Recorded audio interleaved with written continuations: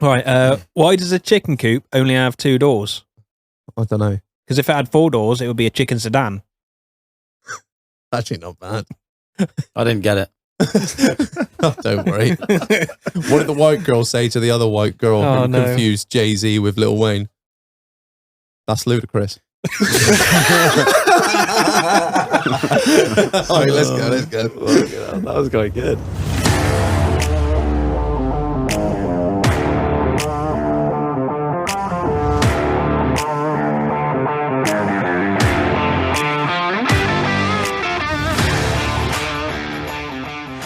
Good evening, Internet. Welcome back to another episode of In the Doghouse, the podcast that if it were a sexual experience, it would be getting fingered behind a kebab van.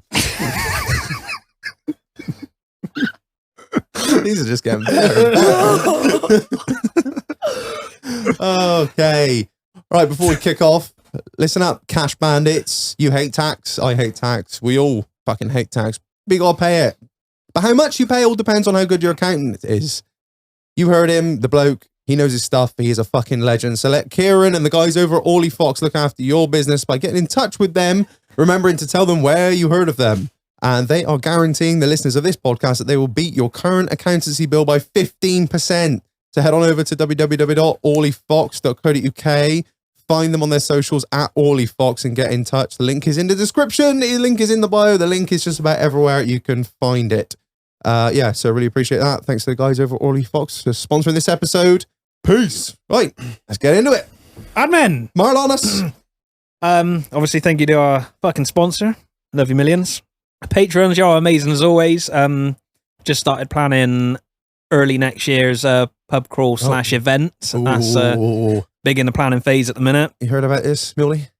No. Oh, we're doing a big piss up. Big piss up. Tell me more. Oh, well, I can't tell you now. Fucking wait and see, like everybody else. Yeah. Patreon. Okay. You heard it here first. How will I go on? Tick. You're uninvited. Patreon t-shirts are done. Stay tuned for the next design. I reckon that'll be towards the end of the year, won't it? Oh, Jesus Christ. Right, okay. I'll get my designing hat back on, take off my audio hat and put on my much larger JLB credit hat. That was a Peep Show reference, if anyone. And remember, winter's coming. Yes, winter's coming. I don't know. I was trying to put like a tag to it, like scummy winter, but it doesn't quite have the same ring as white trash summer. I don't know if what we've got is out there yet because we're recording this a bit in advance. Maybe it is, maybe it isn't. I don't know. Will I have time to cut something in here and just be like, hey, future peoples, this is future Reg. Shit sorted, but I don't fucking know. Anyway, keep your eye on the website, keep your eye on the Instagram. Shit be coming. We'll get it sorted. Peace.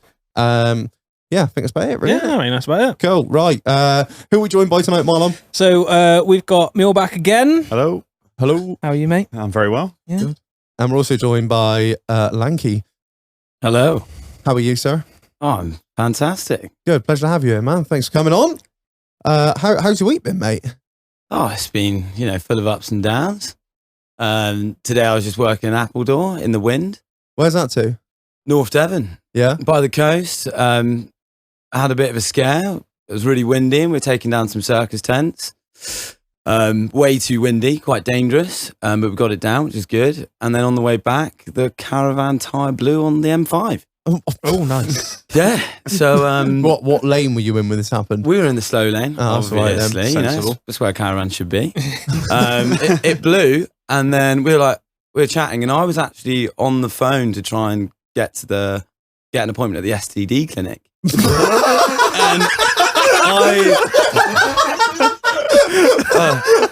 Oh my God. hold up.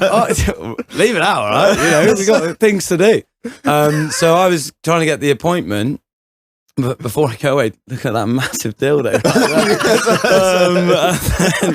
Fucking hell, what's that over there? That's Kenneth. Oh. Kenneth comes everywhere with us. One of my best mates called Kenneth. That's disturbing. Is he black too? No, he is now. So I was on the phone to them, and then the appointment just came through, and we were like, "Shit!" The tire's just gone, and then we just pull in, get out. I have a look, and I look at the tire that's on the roadside, And then it's not that one because that one blew at the beginning of like the season, the beginning of the summer. And I had to change that. And this is the last job of the season. And the other side blew. And I got out and then I saw the tyre was just in the middle of the motorway. And I was like, oh no. And I was like, should we change it here? My boss was like, no, we shouldn't because cars were just swerving like towards us where we were. Oh, shit. So we moved it up and then changed it in about 5 minutes. You'd be proud, Muley. I'm very proud. We had to like get the jockey wheel up, use the legs, do the whole thing. And then we drove on and still making weird noises. Turns out the mud guard had like blown off and it was scraping against the wheel. So we had to stop again. So that was today. And then I'm here. And then on the weekend when I watched Bristol Rovers play, Yeah. they lost, which is not that surprising. I got way too pissed and got kicked out of a place. And then my friends were like, we should go to another place. I was like, I can't deal with the disappointment. So I just went home. What of the loss or getting kicked out? Oh man, it's a bit of both. Didn't eat enough food and I felt the beers coming in. And then what else happened? I think that's all the excitement really. Can't remember the rest of the week to be honest. That's quite a busy week. That was 2 days. Have you been to your appointment at the SDD yet? No, so I tried to get hold of them. They kept me on hold. And the cheek of it was, when I was on the hold, they were like, you're in position 2. And I was like, making it sexual. And then position 1, I was like, missionary. Yeah. And then they just kept me on hold and I fucked it off. So I guess we'll never know. Yeah, there we are. But that's my week for you. It's 2 days in the life of Lanky. This is madness. Oh, Muley, how about you? How's your week been? Fine. Nothing to report. Honeymoon. How's the week been post honeymoon? We'll get into that in a bit.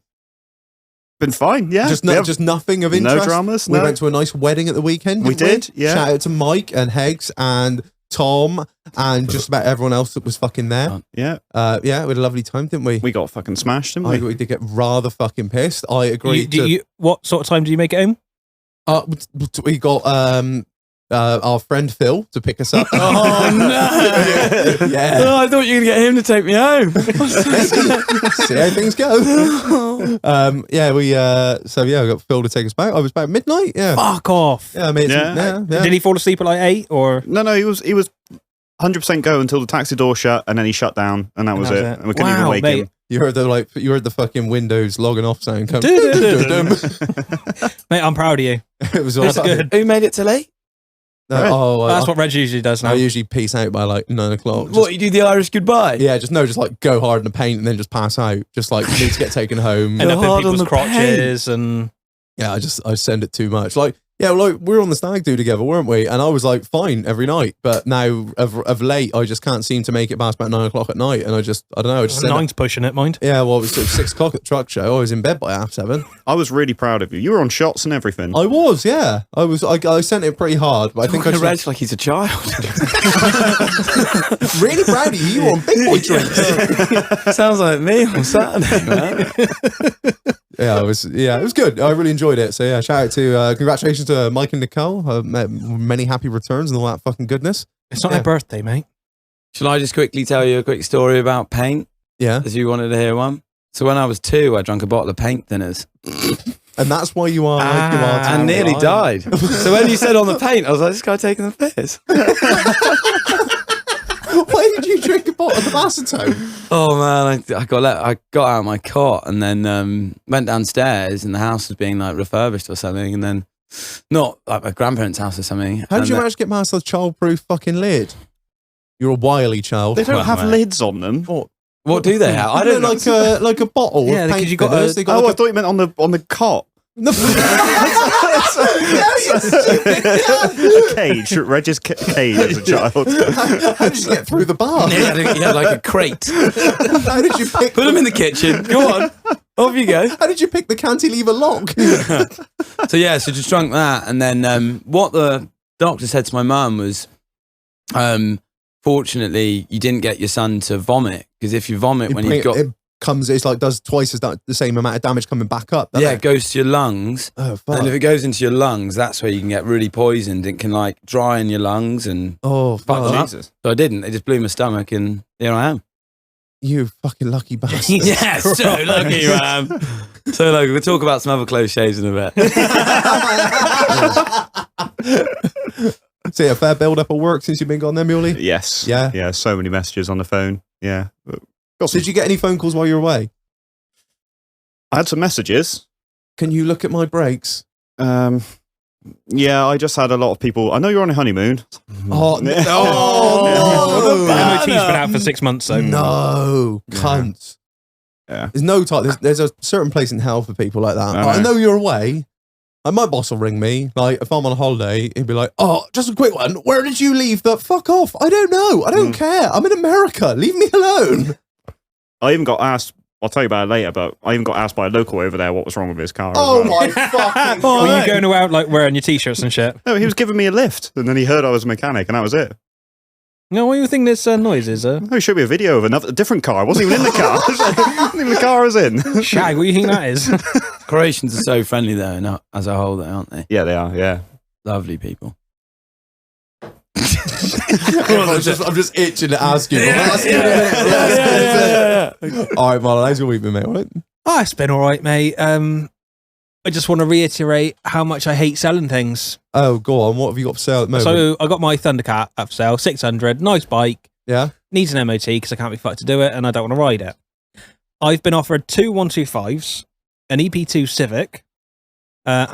20 people have asked if it's still available. 3 people have died on the way to come and see it. Oh, yeah. And I've blocked about 7 people asking stupid questions. So is it? Where is it for sale? On eBay or Facebook? Against my better You judgment, put it on Facebook. I put it in the owners group. Oh.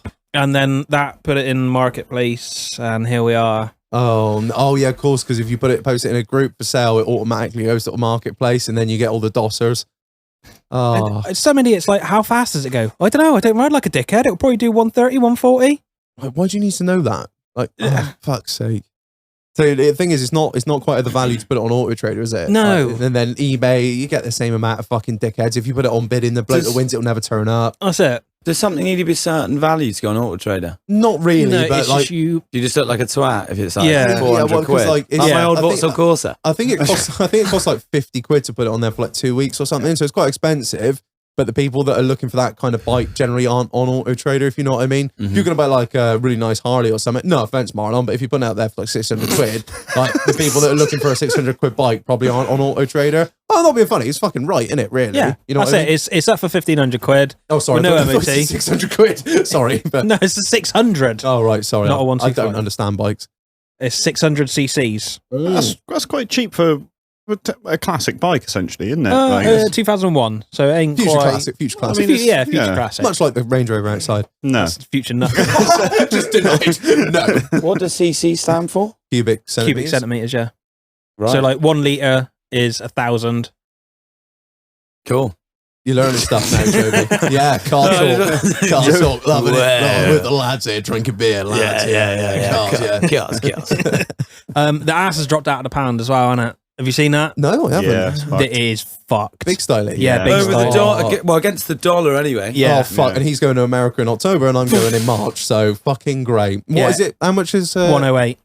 Oh, no. Yeah. 1 to 1. No, nearly 1 to 1. Nearly 1 to 1. Oh, fucking Jesus. Mate, it was a month or two ago, it was up at 130. Jeez. It's been resting at that for quite a long time though, hasn't Oh, it? should have booked a fucking car last month. We're not going to tell the wife that, boys. I should have got my fucking dollars last month. Oh, I remember it was nearly 2 to 1, like What? back in like Oh, 2007 or something like that. Maybe even before that, when I was at primary school. More I remember my import- teacher telling me More importantly, why are you going to America? because I'm going to Texas. Hell yeah, brother. Why? because it's that's cool. where, yeah. I wanna- They've got a Paris in Texas, haven't they? And they've even taken the absolute piss and built an Eiffel Tower. yeah. No way. Imagine that, just rocking up as like a Parisian, like, oh, they're fully taking the piss. Yeah, nice. You having the croissants? No, but we got cheeseburgers. and guns. That's a mighty fine wife you got there. Mhm. Isn't it legal to carry a gun like on show in Yeah, Texas? No, Yeah, certain they've got open- they've got what is it? Constitutional carry as well, which means you don't have to apply for a concealed carry permit. You can just constitutionally conceal a gun, go into a bar or Walmart or anywhere. Yeah. Well, you can buy them in Walmart, can't you? Yeah. Just don't piss anyone off. Yeah. It's quite hard to piss an American off, to be Yeah. fair. Like, Yeah, if you're a there white you guy. All right. I got a story. I got a story. So I was in Thailand and I can't wait.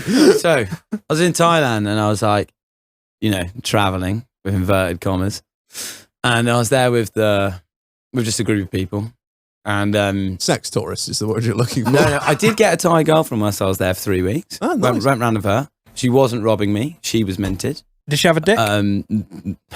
It's tough to tell, isn't it? Haven't you ever really know? Yeah. I look at all of like, you never know. And so I was on the beach and I'd made like friends, as you do when you're like going away, because everyone's sort of on the same sort of thing, so everyone's like well friendly.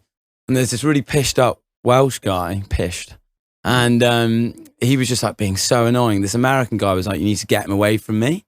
Like, we're on the beach, it's chilled out. It's like 3, 4 in the morning. He's like, "You got to get this guy away." And I was like, "Man, he's just obviously just a bit drunk." Anyway, I'm like, I leave them alone. Turn around, the American's just kicked the Welsh guy in the stomach. He's gone for like Spartan, like warrior. And I'm like, what is this? So I'm like, all right, okay, you need to chill out. So I go to the American, like, what's up? He's like, "Man, I've just got so much pent up rage." I was like, right, what do you want to do? He's like, "I just want to wrestle." And I was like, what? And I was like, fuck it. Sounds like a start of a sex story. It really does. No, we're on the beach. Yeah. Oh, there is sex. But so we're sat down as a group. Well, everyone sat down, then we go. So the sun's like rising, the waves are crashing in. Everyone sat down, and then we're just wrestling in front of them. We have like one wrestle, and he chokes me out after about a minute. I don't get knocked out, but I'm like, gave him the tap. He sort of held on a bit longer. And I was like, "You feel better?" He's like, "A bit." I was like, "Do you want to go for another round?" He's like, "Yeah." And I'm like, "All right." And I've been speaking to this Kiwi guy all night who told me that he like used to do MMA and he used to be like he used to be like in gangs in New Zealand. He's a really sound bloke. And he was like, "Right, you wrestle him a bit and then I'll come in and then, I'll make him feel like a little bitch because, tag team style. Yeah. And then, so I wrestle him again, chokes me out. And then the Kiwi guy goes over, quite fat bloke. And then he just goes on one knee. He's like, you got to get them just to the ground straight away. So he goes on one knee and he like gets to get American to come to him, wrestles him, smashes him in one. Like, no problem. Just get like within 30 seconds, has him like paralyzed. Find out the American guy was like an all-state champion at wrestling when he was like 16. Oh, fuck. And he was like 20 kilos heavier than me, but I thought, you're pissed. You're like, you'll have it. So that happened, the sex part. 2 lads that we were with had gone down the beach and recorded like 2 pissed up like tourists just shagging on the beach and just brought back the phone and was like, "Look what we saw." And I was like, "What's that?" And he's literally just got like 2 really pissed people just shagging on their phone that they just recorded. And I was like, "Oh, fucking hell, man. I don't need to see that." End of story. There you go. Oh, fucking hell. Is that the end of your week, Marlon? Just angry about the dollar. You got to check. Oh yeah, and So, Range no. Rovers are shit. The point, Americans do get pissed off. Carry on. There's going to be some rabbit holes tonight. Yeah, Range Rovers are shit. All right, why? I've got an 18 plate Velara at the minute. Oh, nice. It's done 30k. Is that the 5 litre supercharge? No, it's a 3 litre supercharge. Oh, nice. Nearly every single one of the plastic water housing fucked. Oh, no. Done 30k. What you say is 2018, so it's just out of warranty. Yeah. Nice. And Supercharger's got to come off. they didn't go for the extended warranty with Land Rover because I guess did they buy it approved used? I don't know. No, they Those can't have done. questions. They can't. Well, they could have done. It could have just lapsed, and they didn't go for the optional extended warranty, which I would have done because it's about £900 a year. It's just, I had a math for a Vivaro as well. Out of the box, it was fucked. Oh. Siemens one. VDO. Just, what the fuck's going on at the minute? Yeah. Nothing works. Nobody wants to build anything to last. Just, because I've had enough. The main place. I'm going to go driving for Tesco and fuck it all off. I've had second-hand brake discs come from my parts No. suppliers before. What? Yeah. But someone's obviously used them, put the old ones back and taped them back up and sent them back. That's amazing. Brake discs cost nothing. I know. fuck's sake.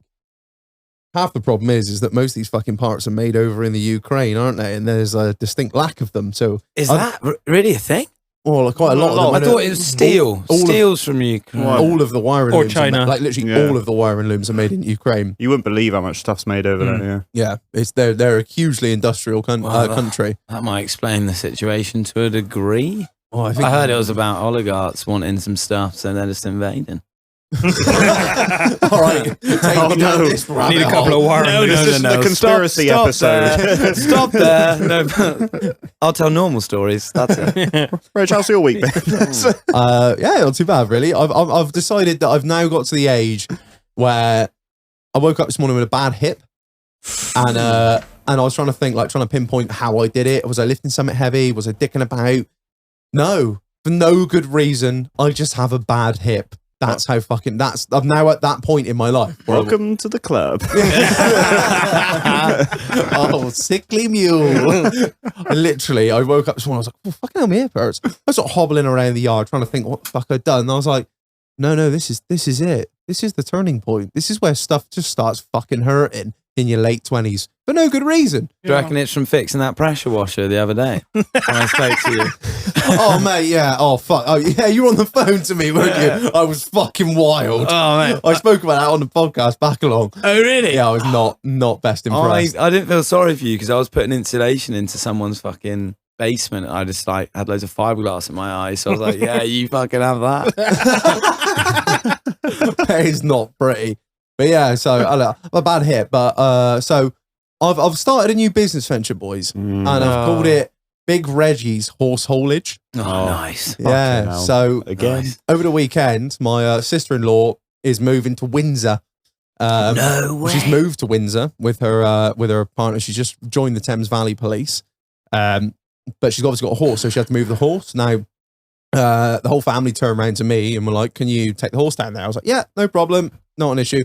Have got a horse box. Horse box hasn't got floor. Have got Range Rover. Range Rover doesn't have tow hook, so you will need to sort out alternative transport. So they hire me a lovely 66 plate I think it's a Renault Master. It must be. Yeah, horse box, Lovely. brand new. Wait, Oh, no, they're Well, nice. that's just what I thought. when Wait, he was so is that a thing, a horse box which you drive? Yeah, so it's basically Like like, a a van van. converted into Yeah. a horse box. Sick. Fucking nice. It was 65 grand, they told us. Why didn't they just drive it if they hired that? Why do they need you? Oh, because that's what the company do. They hire out horse boxes and you just use What, you it. mean the family? Yeah. Why if they've hired it out and they don't need Reg to? Because Reg is a professional Oh, I'm driver. a professional driver. Oh wait, it's Big Reggie's haulage company. Exactly. Yeah. So I was like, yeah, so start my haulage company. So yeah, I was thinking, right, we had to get up at 5:30 to leave. Well, leave her in-laws from out just gone 6. I was like, sweet, awesome. Got in the fucking car, got in the horse box, drove down to the horse yard. I was like, sweet, right, horse in, whatever horse shit that comes with a horse. Like, just Bit of food, bit of water and that. yeah, just like fucking crap. Get it in, or we'll be wheels up in 10-15 minutes.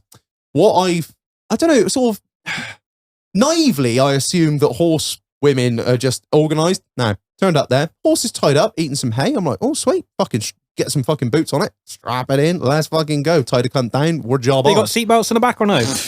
No, just lash it up to a fucking lashing hook and we're eastbound and down. That's what I was thinking. We were not eastbound and down. Oh, fuck me. None of it was out. None of it was ready. We had to fucking get the wheelbarrow. The tack was still in the tap room. I got there and realised how much stuff there was to do. And I just said to the wife, I was like, I'm going to sit in here and watch Band of Brothers and you slap the side of the box when it's time to go. I was there for probably 35 minutes waiting for this horse and all the other shit to be loaded. Now, we're finally fucking wheels up. I'm gone. I'm driving proper sensibly because, horse in the back, precious cargo. It's my sister-in-law's horse, loves dearly. So obviously I'm driving quite sensibly. Now, the only issue with this was it was a brand new box, so it's all teched out to fuck. It's got not only a reversing camera, but when you're not using a reversing camera, it automatically flicks to The horse. a picture of the horse. Oh, Which is that's fun. smart. Wow, it's very Male horse, female horse. oh fuck! No, you're asking female horse. Cool. That's a shame. Anyway, why is that a shame? Because you can't see his big dick. Exactly. So I'm like, all right, sweet, no worries. Just But- kidding. I like females. But of course, my wife is in the passenger seat, And, you know, like a horsewoman would be, you know, I guess any horsewoman, constantly worrying, constantly fucking looking at the horse like, is it all right? Is it moving? Is its foot stuck? We had to pull over because she thought its fucking boot was stuck under the horse was fucking fine. But what was quite funny, the horse travelled really fucking well, although my wife would not take her fucking eyes off this horse. The horse travelled really well, but there was really large cushions each side of the sort of partition that it was in. So like, you know, when it goes side to side, round around. What, so it's in like when someone's like crazy. Yeah, like literally like a padded cell. Yeah. The only issue with this was the horse. If you imagine a chicken, right? A chicken, you know, when you like grab a chicken and move it around in like a circle in the air, holding onto it, its head stays in the same place. The horse was the same with the hay net. The horse's head stayed perfectly on the hay net the whole time, eating the hay net. The horse's back end was like, boom, boom, boom, boom, boom. Made no attempt to hold itself up. You go around a roundabout, you'd be like, boom, boom. You feel the fucking brand new leaf springs on the back going, I was like, oh my fucking, just watching this horse pinball itself the whole fucking way there. Honestly. But yeah, other than that, the drive was nice. It was good. How long did it take? Two, and then I spent about 220 there, 250 back, because by the time we come back, it was kind of getting a little bit busy on a Saturday. We had to go past Stonehenge, so obviously, Job fucked. that holds you up for literally half an hour. But yeah, it was all right. So we got to nearly where it was, and the instructions that my sister-in-law had given to my wife was, you think you're going onto a housing estate, but it's not. It's like just there. We're like, all right, cool, whatever. I didn't think nothing of it. I'm driving, she's doing directions. So we get there. Now, I'm like, okay. She's like, oh yeah, no, this is what she said. You think it's a housing estate, but it's not. You're pretty much there. So, all right, cool. So I turn left onto the housing estate. I'm like, are you fucking, it seems like I'm driving into Windsor with a horse for no reason. Like the outskirts are that way, and I am driving totally the opposite direction. I'm driving down a fucking a residential road with cars parked either side. If anyone knows what like a van converted horse box is, they're pretty fucking wide, all right? I'm like encroaching on wing mirrors, and then my missus is like, I don't think this is right. I'm like, you told me this is where to go. This is where we're going. It's down here now, all right? So she rings up her sister and was like, oh yeah, no, you think it's on the housing estate. It's not. It's just next to it, like the little lane past it. Oh. If you ever tried to turn around a 3.5 ton horse box in a fucking housing estate, I'm sure there's going to be a load of lorry drivers out there like, back an Arctic round on someone's driveway. So, yeah, I did kind of push over a wheelie bin as I was doing a little 3 Don't slate the lorry drivers, man. They're valuable. They are very valuable, but I'm sure they know better than I do. I'm sure do things. Oh, Reggie 10 shunt. Yeah, I know, one shunt. It was one shunt, but I did kind of take down I didn't really guess the back end, so I took in a wheelie bin. I span the rear wheels, gone. Yeah, unloaded the horse. Everything was fine. Lovely old fucking job. Where were you unloading it to? Like, literally, couldn't fucking believe it. This horse yard where we unloaded it, you could see Windsor Castle from the fucking horse yard. I was like, well, I'm glad we didn't do this last weekend because that would have been fucking difficult. But yeah, so got back, all done, all happy. And they're like, oh, I really appreciate you doing that. Yeah, thanks for doing that. Or like, fucking all this, that, the other. I was like, yeah, sound. Yeah, it was pretty good for the first time driving a van. Fuck him. I'll learn somehow, innit? Oh, it's not difficult, is it? Hey, you drive a Range Rover. It's basically the same. Oh, no, fucking honestly, because it's like you got the normal van cab, and then it goes like way out, like the sides go like out another like foot. Do you tow stuff though? Yeah, I got a fucking. Well, I had my towing license. Not that means anything anymore. You got it? Well, yeah, I had my license like 5-6 years ago, like a tow shit. But yeah, I haven't got a decent horse box, nor have I got a tow hitch on the car, and I don't trust it to go My to mate London. got his towing license. Week later, they just passed the new law, didn't they? No, 600 quid. Sound. Yeah, same as me. But he's probably better off doing it because at least you learn something. Yeah, you do like know how to back it up and shit. That's like pretty important. Like you see way too many fucking. I wouldn't have a clue. I've never towed in my life. Haven't you? No. That's really easy. Like it's just opposite. And then if you're driving a bogey, it's the same. Come on, man. But, If you're gonna go around if you're gonna have to go around a windy bit reversing it, I've struggled. It's like if you're doing like loads of reversing, like back up a windy road, it can be a little bit like little adjustments. That's the main thing, just little, not full lot to lot. So you sound experienced, and you just told me the van first time. Yeah, but like I've never driven something that's like the cab is like what's behind you is like way wider, and especially when you're driving it like residentially places, you're like fucking hell. It was brand new as well, and I was like, yeah. I could hear it rubbing the hedge. I was like, she'd be right, Shag. Like literally brand new. I was like, oh fuck. Well, that's not your deposit, is it? Well, no, but apparently had it You back. get paid for it. Well, no, I didn't get fucking paid. No. So how's this haulage company going to make money? I'm going to buy myself A bit like the podcast. I'm going to buy myself a 65 grand horse box and charge it out for £109 a day like them cunts do.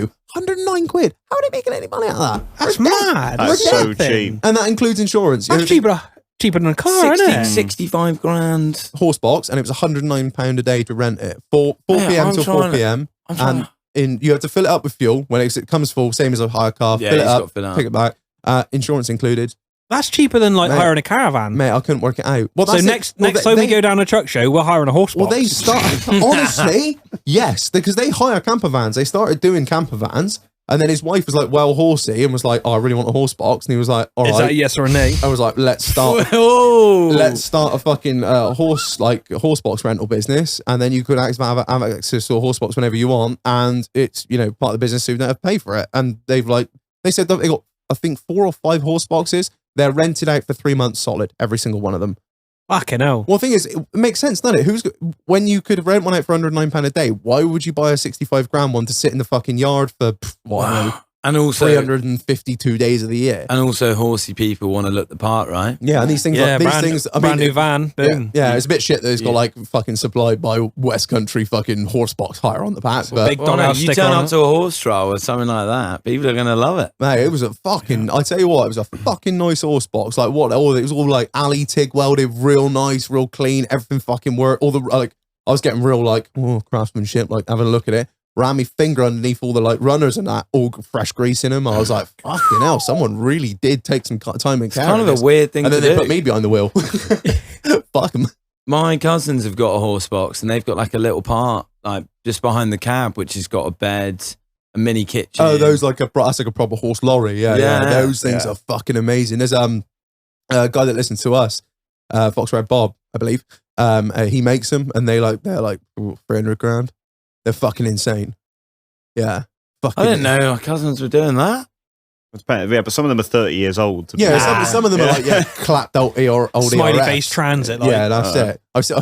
I saw one once. It was an old smiley fucking what's smiley? Is that like 02 onwards? No. Previous. Oh yeah, I've seen one of those. It's like an Alpha Williams like cattle box on the back, and someone just dragged out a cob out of it. I was like, "What are you doing? What are you doing?" I thought you were going to mark it with some sheep. You can't turn up a fucking pony club day. I was like, "Jesus Christ, times is hard." Fucking hell.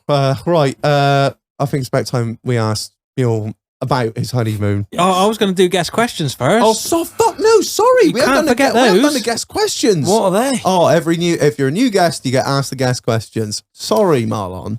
We'll have to wait a bit more for that. You're just giving me the head nod, the finger shake. Like, yeah, get ready. Go-to drink. Guinness. Absolutely. Absolutely. Yeah. Yeah. It's all, like you don't have it here. No, I don't. That's pretty scathing. I'm not gonna lie. No. I love the setup. I've already, asked where this comes from. I keep telling people I have got a Guinness setup. I haven't set up the setup yet. I love it. It's obviously there's a Guinness thing up there. Yeah, man, There's a pint up there. No, I work in a lot of bars, don't I? So sometimes when I'm working, we serve like 3,000 pints, and I'm like, this is my life. I love it. Love seeing those Guinness pour out. Will you refuse a bad pint? Or if somebody doesn't pours it wrong, will you be like, excuse me? Right. So I'm going to teach you something. the thing with that, so I've worked in bars for 10 years or so. And I've learned how to pour it. I've worked with Guinness and Diageo, so the people who work for Guinness. Yeah. And I've learned that if you pour Guinness for an Irish person, ask how they want it. Oh, really? That's like a thing. Because I turned up into Ireland and I've been pouring Guinness for Irish people. Turned up in Dublin. I went on my way traveling. I was going to Dublin just for a day and a night, just to go to the Guinness Museum and then go off my travels. First pint, guy gives it to me. It's got head about 2 inches. And I was like, I pour Guinness, love the stuff. I'm like, it shouldn't be like that. And I was like, can I... is that how it's... have some more drink? Well, I was like, is that... Well, to English people, typically, we're like, come on, head's head, Yeah. but don't give me too much. Got any flakes? Yeah, a little bit. And then he was like, "Are you gonna drink that, or are you gonna fuck off out my bar?" What? And I was like, "I think I'm gonna drink that." Sorry, mate. What the fuck? Yeah, it was really rude. And then I went outside, and some gypsy kid was harassing me for a cigarette. It was a really intense process, but Dublin by Lanky. yeah, the greatest place. But yeah, Guinness go-to drink has been since I've been about like 19, 20. Cool, right. So what's your favourite category on Pornhub? Is that a question? That is actually a question. Yeah. Probably. I'm gonna Jesus Christ. Compilations. What? Really? Yeah. I've never had that one before. No. Oh, So like you just like the best anal cum shot compilations. and shit. no, I'm way more vanilla than that. Maybe just like The best missionary Maybe. between a husband and wife that are accountants. I'm a with bit the lights concerned off. who's going to be watching this. So You're anonymous. Doesn't matter. yeah, oh, am I? So I think I'll stick with compilations. You're just gonna and leave and it we'll at stick that. with that. Yeah, All right. It's scapegoat, innit? yeah. Well, come on. What, just like total randomness? Oh no, we can have the. Do you know what? I'm going to sound really fucking lame. The music just stopped. Tense moment. Titanic music comes in. And it's probably just like reveal compilation. Reveal? What's that What's then? that? Just fucking girls getting their tits out and stuff. That's all right. It's just like quite casual. I'm kind of like, obviously love shagging. Great thing to do. Obviously love shagging. Would have been a bite. Is that even that funny? It's obviously love shagging. Yeah, obviously love shagging, like the real stuff. Pornhub, I'll be honest, I think porn, it doesn't really tick the box anymore like it used to. The I don't older know I if get, you the like, more like, refined my tastes like- become. no, like a fine Do you wine. reckon that's come with age? Yeah, and sadness.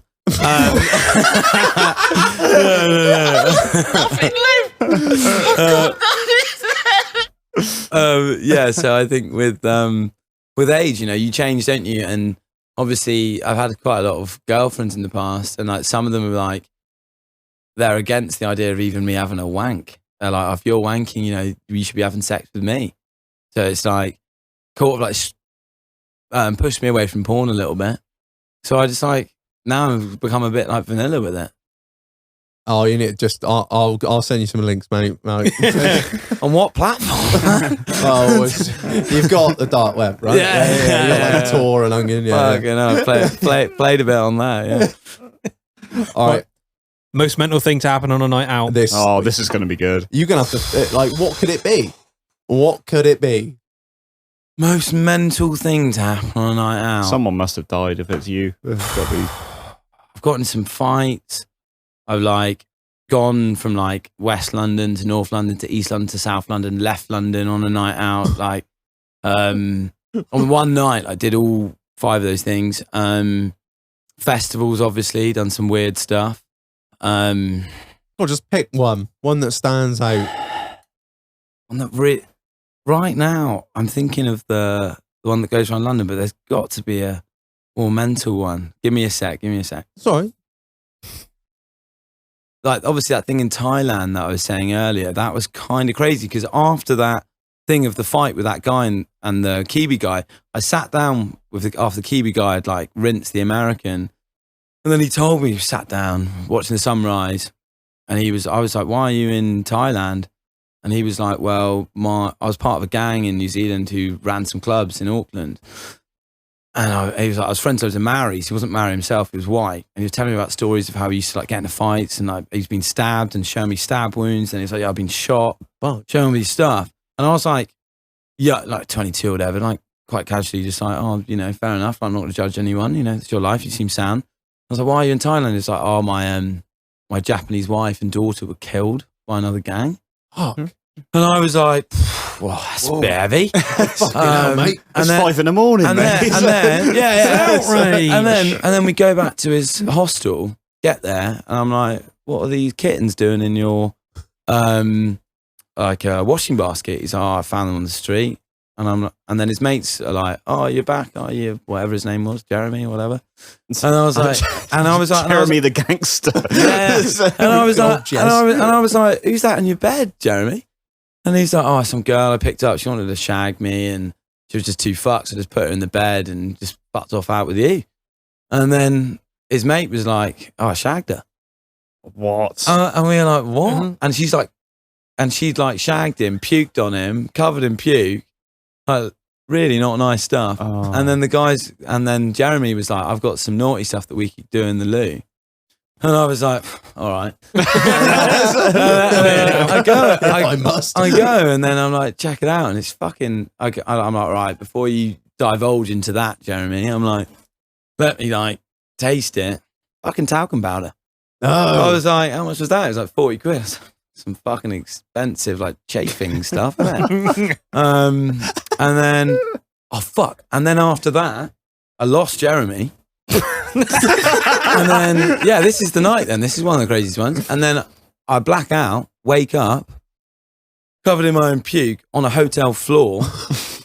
What, to the lobby or a room? On a corridor. And some Thai guy, not my hotel, some Thai guy's like, you know, wake up, are you all right? I wake up, and I wake up in like a panic, and I've got one of those things that's like around my shoulder, which has got your passport and all your valuables in it. And I was like, obviously had that, and my shirt was open, covered in sick. And I just got up and sprinted out, ran out, and I was like, it's a fucking castle? Like, what the fuck is this? And it's like swimming pool, people are by the pool, like drinking. And I was like, what? Get out, and I puke up in a drain on the beach.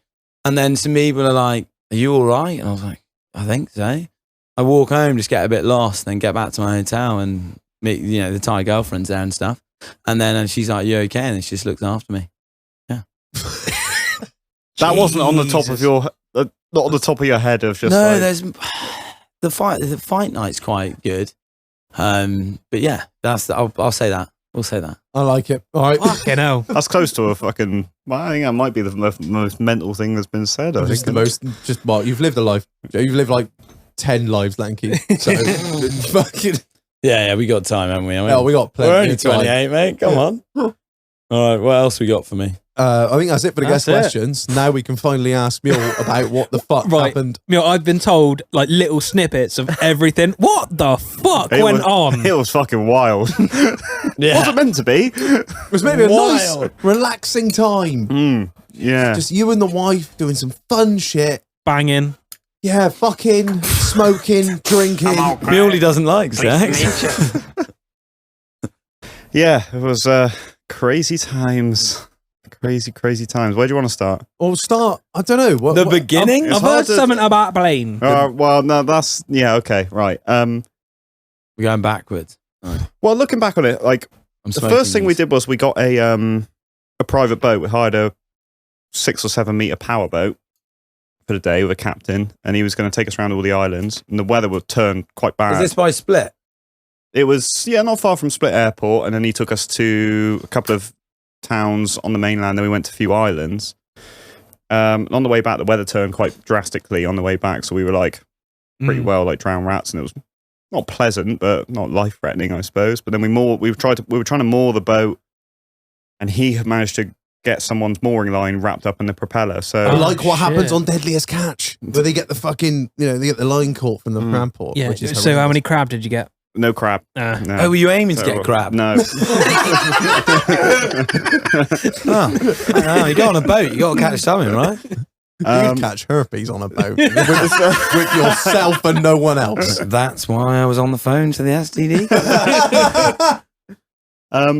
So the captain said to me, Sam, you're going to have to like stop the boats from hitting each other. So I didn't really know what to do. So I jumped out the back of the boat.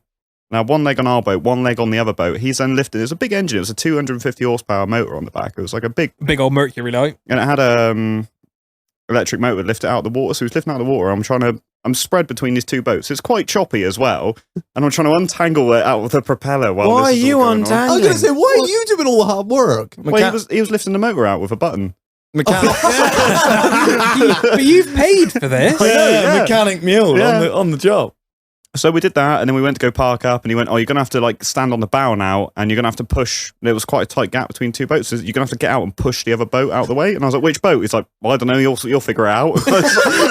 So again, I'm trapped in between. You boo. I'm trapped in between two boats. Are heavy. I'm trapped in between two boats again, and we get off, and that's fine. The day after, we decided to go to the national park there, which is fucking amazing. It's like in this valley. It's all like one big wetland essentially with these massive waterfalls, and they've done it really nice. You can walk through all the wetland on these raised walk areas. It's really, really nice. But on the way there, we'd hired a car from Avis. Ooh. I thought it'd be okay. What's the all? Oh, because I'm hiring a car next week. Yeah, don't use Avis. Oh, Always Enterprise. Not Croatian Avis. Not Croatian Avis. it hurts better. Oh, Just don't do it. don't do Avis. Right. Okay. We're driving along the motorway doing, I think it was 130k, and the front tyre blew out. So I've never had a blowout before. It's quite exciting. Joby has, but Lanky has. There it is. But I haven't. So we. Did you have a look at the tyres before? Or just... Well, no, because they were like, we've checked it over. Yeah, It's all very good, good. very nice. Very good, very nice. On Pulled over into the hard shoulder, jacked it up on a Widowmaker jack. Oh, What's a Widowmaker? That sounds horrible. It's like almost like if it's you not the imagine X. like It's not the X. No, No, it's it's a a single scissor. leg. yeah, Single like leg on a cantilever screw. thing. Right. Horrible. At least it had it. Like a lot of modern cars just don't. Even Yeah, have a but when tyre. lorries are going past and the car's like wobbling. No, but not a pleasant. lot of modern cars just don't even have a spare tyre, right? No, I was that's correct. surprised to have one because I was meant to have a VW up and I ended up getting a Seat Toledo. By the way, nice. horrendous car. Don't buy one. Just quickly dip into why. They're shit. Right. They're just cheap crap. Was it Bogo engine? I think it was like a 1.4 diesel or something like that. It was awful. And I couldn't see out of it. I wasn't the worst thing that happened, but it was horrendous. Didn't you say the tracking was The tracking was so far out. That's why we had a blowout. because it Right, was just 'cause it's constantly just burning the worn inside shoulder? Yeah, I took the wheel off and the inside edge was just fucked. Gone. And cords hanging out, everything. Shit. So I put the spare wheel on. But when we picked up the car, TPMS light was on. I was like, well, we're in Croatia. Probably just Manana. No one yeah, cares. no Yeah. one cares. But I think that's what it was, is that it probably was It going was down. losing. Yeah, through the cords. Because we were driving through town before that, and I was like, oh, this car feels a bit Draggy. Every time we go round a rotation of the wheel, it's like hopping. Oh my god! Oh, well. A bulge like fucking I think it was a bulge. Yeah. I think it probably was. So did that, changed the wheel, carried on. Obviously, service light on, half the bulbs didn't Did you work. reset them all? No, No. no, fuck them. Did that. Went to National Park. Lovely day. Came back. Fine. Next day is the big day. Oh, before you get into that, what did you do on this holiday that you don't do on any holiday in Europe? What do you not speak about? Anal. Oh, yeah. No, I did make. No a big, one likes that. I did make a bit of a whoopsie there. When we were on the boat, before we got tangled up, I said to the skipper, I said, oh, was there much fighting here in World War II? He said, no, there wasn't actually. It was more of a holiday resort, but the Allies bombed us quite heavily. I was like, oh, Why? I'm so, because it was full of Germans. Oh, it's really? I'm You really never ask war questions. Wow, I thought it'd be all right. Hey, they had a massive war in the 90s, didn't they? With Serbia, Croatia. Yeah, fucking So when you go- Bosnia. Did you go to Dubrovnik? No, we didn't go there. There's 'cause- like bombing sites there, and you go there and you can see My them. wife's family are from Croatia. Half of them are Irish, half of them are Croatian. So they're like Really? keen for a bomb. Yeah. Her grandfather's farm, where he grew up on in Croatia, they can't go back there because there's so many landmines that are undocumented. They can't actually get to it. I think it's the highest concentration of landmines in the world are in Bosnia, Croatia. Really? That might be wrong, but that's as far what I was as you told. know. Yeah, because it was such a modern war that they were like, oh, this is great. And what they used to do, this is fucking horrendous. I think it was the Bosnians. They put down by the river where the children would play. They put landmines on the river bank and put children's toys on top of them. So when the children would come and grab the toys and fucking awful, absolutely, it was one of the most horrendous wars in Europe. It was genocide of the Muslims. It was, yeah, that's what it was. Yeah. It was, what was his name? Oh God, what was the fucking general's name? That's gonna fuck me off. I can't remember, but he was the one that was tried for war crimes and whatnot. Mm. And yeah, then they find him in a they find him in a mountain pretending to be a mystic or something. He was. They found him I in like will tell you your fortune. Found him in like a mountain town or village, like pretending to be a fucking mystic, and they're like, no. Come here, Shag. You're going to The Hague and then directly to jail, you cunt. Hey, there's a footballer. I don't know if it's Luka Modric or Kovacic or one of the Croatian lads who's like obviously world famous now, and he was going to go play out with his mates and play some footy, like just in a field or something. And then his mum was like, "No, you're not going out like today." And then he stayed in, and a bomb just landed on him. Or they stood in a landmine. They would have sort of killed. Jesus. It's like in the 90s, man. Yeah, it was fucking horrendous war. It kind of leads me on to the next part of the honeymoon, to be fair. Yeah. Did you stand on a landmine? No. Yeah. Thought I had. We booked a sightseeing tour on a little Cessna 4-seater plane. Nice little honeymoon thing to do. Go see some This is stuff. plane crash territory. Yeah. We turned up at this airfield, which was about 40k out of the city in this little village. It was a field you take off from. Wooden shacks. It had a proper hangar, to be fair. There were no planes in it, but there was a hangar and a lot of stray cats kicking about. But Rog. looking back, it was a bit weird. Like, we turned up, we didn't sign any bit of paper, just this giant of a man who must have been about 7 foot. Like, yes, get in. They're all huge as well, They're all Croatians. massive. Massive. We're just they're going all to do like, a quick drug they're run. all like your Yeah. size, Reg, but just like even broader. Fucking hell. Ridiculous, man. So we got in the plane and he said, yes, this isn't EasyJet. You can smoke, you can drink, you can party, do what you want. And I was like, This is an easy jet. yeah. Oh, Don't tempt me with a good time. Yeah. I like the pun. It's nice. And so we took off and he was saying how perfect the conditions were and it was amazing. We were flying along and he was telling us about these, all around this ridgeline was all these wind farms and how much he hated them because they ruined the look of the land and everything. And I was Oh my God. I like wind farms. I think that's a pretty good idea. But I kept that to myself anyway. Yeah, definitely. We carried on and we saw some sights and then he went, oh, we're just flying along now along the parallel with the Bosnian border. Oh, that's quite cool. That's quite cool. About 30 seconds later, a massive explosion in the plane and the cockpit fills with smoke. I was like, oh no. This is how I die. We've been shot. Fucking hell. Yeah. So everything cuts out, engine cuts out. He's shouting Mayday, Mayday on the radio. I'm like, oh my God. This is not good.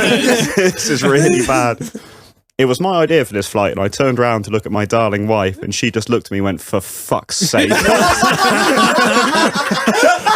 could have been so I much can imagine her She's not saying that as well. She's not praying. She's not like, no, she just looks at you Yeah, and just like, pure venom in her eyes as well. this is you're doing. Yeah. You wanted the plane.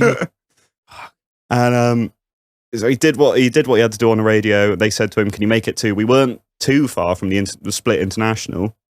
But I say not too far, probably I would guess a 20-minute flight. 10 clicks. And he said, no, I'm going to be going down in this area. Going down in this area.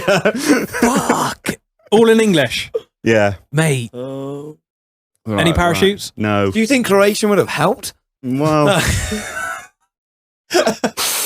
Yeah. Well, yeah, Because I wouldn't have been able to understand it. Yeah. The panic would have still been in the voice. I think it's like you've got everyone. I think if you, English is like the International language. Of I think panic. I'm yeah. Fuck, You're fuck, worried. Fuck.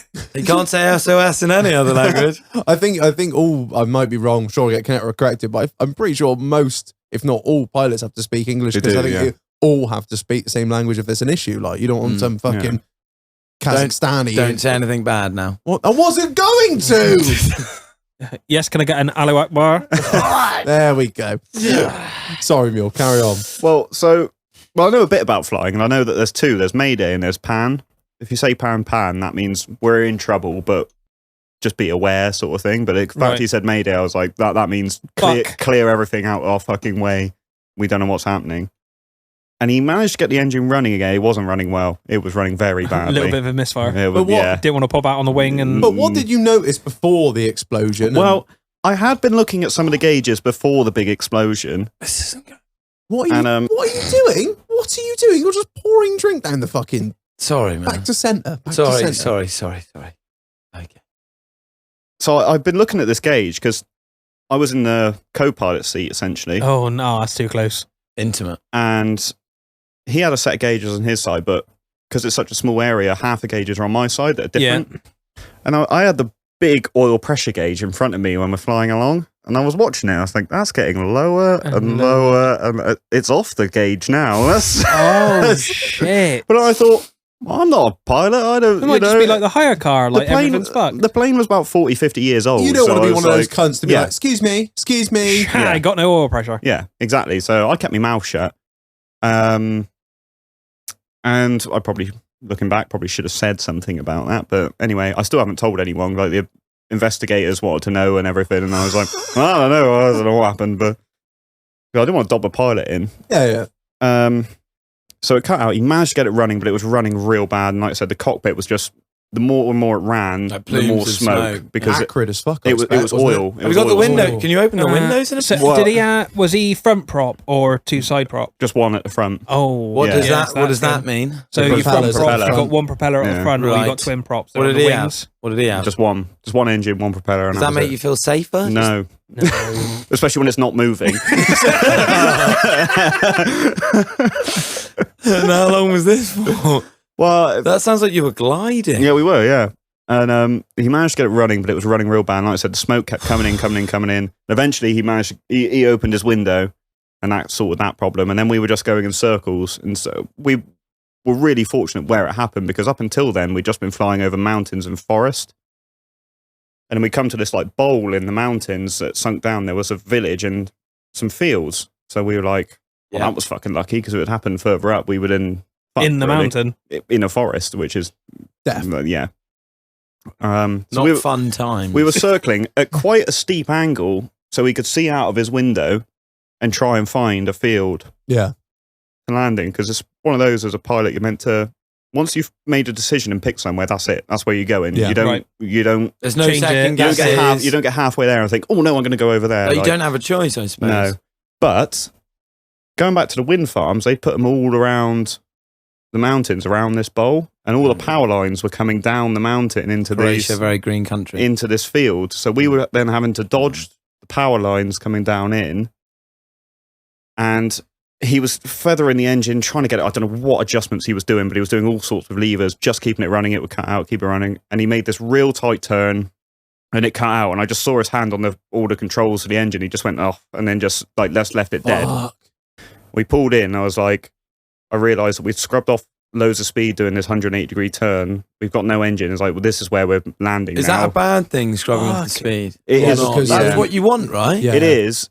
But I didn't know he'd picked the field. So I was like, well, We're dying. wherever we are now is where You we're shit going. in your pants? Yes. How's Massively. Vicky? How's the wife? We both just kept our mouths shut because we didn't want to distract him. We were Yeah. just like, Eyes just- Nice shut, that you hands over sound- eyes, ears. Nice that you sound really, kept really relaxed. A lot of people would be... Did you still have like faith at this point, or were you just like, I'm done? I was just like, well, what will be? But what can you do? There's not literally nothing. I think I'm that's how along I'd for be, a ride. if I'm honest. I Like- think I'd just be like, well, it'll be what it'll be. Like, Yeah. I'm having zero control of the situation. You're either going to be lucky or yeah, we're not. yeah.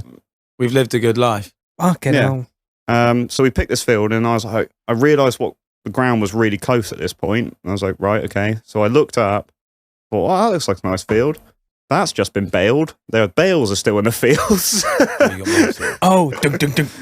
So we landed, we hit the deck quite hard. We bounced back up it felt like forever, but I don't think it was that long. And we touched down again, and we just went crashing through this poor farmer. Crashing through his own. He's there just like, finally, harvest is done. They haven't... No, he's like, they don't know the mines. are Straight in out that of a field. cartoon, like.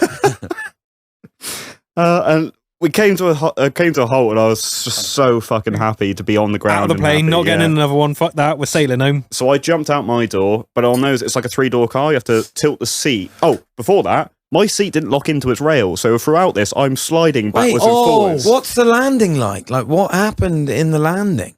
Well, we came in quite hard and bounced, and then we just went through all these hay bales and just came to a stop. It wasn't actually that bad, to be fair. Because I guess you want to come in quite steep because you want to stop You know, you can go if you've not got a lot of What, area here, you don't what? want to come in shallow and you still Yeah, got your because- speed. So you want a better angle? A steep, That'd fuck up the wheel. yeah. You just need to be slow but come down fast because obviously all the fields are bordered by hedges and stuff. You don't want to hit one of them. But when we came to so throughout that, I'm sliding backwards and forwards in the cockpit like How's the wife? Well, we finally landed. I opened my door, folded the seat forward, and I was like, "Come on, let's get you out there." And she's like, just sat on a hay bale, like, "What the fuck has happened?" And the entire village was already in the field waiting for us because they'd seen us. They'd been hearing us like Fucking around they'd there. heard the engine was fucked, and they'd all come out. And she was happy. Someone's dog ran over and just sat with her the whole time, so she was quite happy. I was busy sending videos to Reg. He was like, things have not gone well. I was like, what the fuck has happened? So after about 10 minutes, we could hear the police and fire were coming, This but music's very ironic, by the way. End of the line. Yeah. so we could hear all the sirens coming, and this is where it all gets a bit weird, actually, because for one, I didn't know what country we were in. I didn't know if we were in Bosnia or in Croatia yeah. at this point, because if we're in Bosnia, I'm fucked because I don't have a passport, and then I do you mean don't know you what don't I like do us there. very much? Now you're a war Yeah. criminal. Yeah. And our pilot says, yes, go with this person. And at this point, I've got so much adrenaline in me. I'm like, yep. Let's go. I just want to make something clear. Before any of this happened, he rang me. The moment the plane hit the deck, he was like, Reg! You ain't gonna will not believe this! I missed his first phone call, so I was busy. Picked him up again. He was like, I'm in a van! Fixing the pressure washer, obviously. So we go in this van, which was an old Type 25 camper. Wasn't a camper, just a van sort of thing. And this bloke didn't really speak any English, him and his wife. But he said, yes, pointing to me and said, yes, you in the front and your wife in the back. Sex trafficking starts. Well, the back didn't have any seats. It was just a load of plywood in the back. So Vic Did you was... swap? Did you swap? Were you the gen and you No, swapped no, she over? went in the back with a dog. That's the Croatian way. I was in the front trying to not fall through the holes in the floor. And every time he hit a bump, the horn went off as well. He sent me a video. Right at the end of the video, he goes,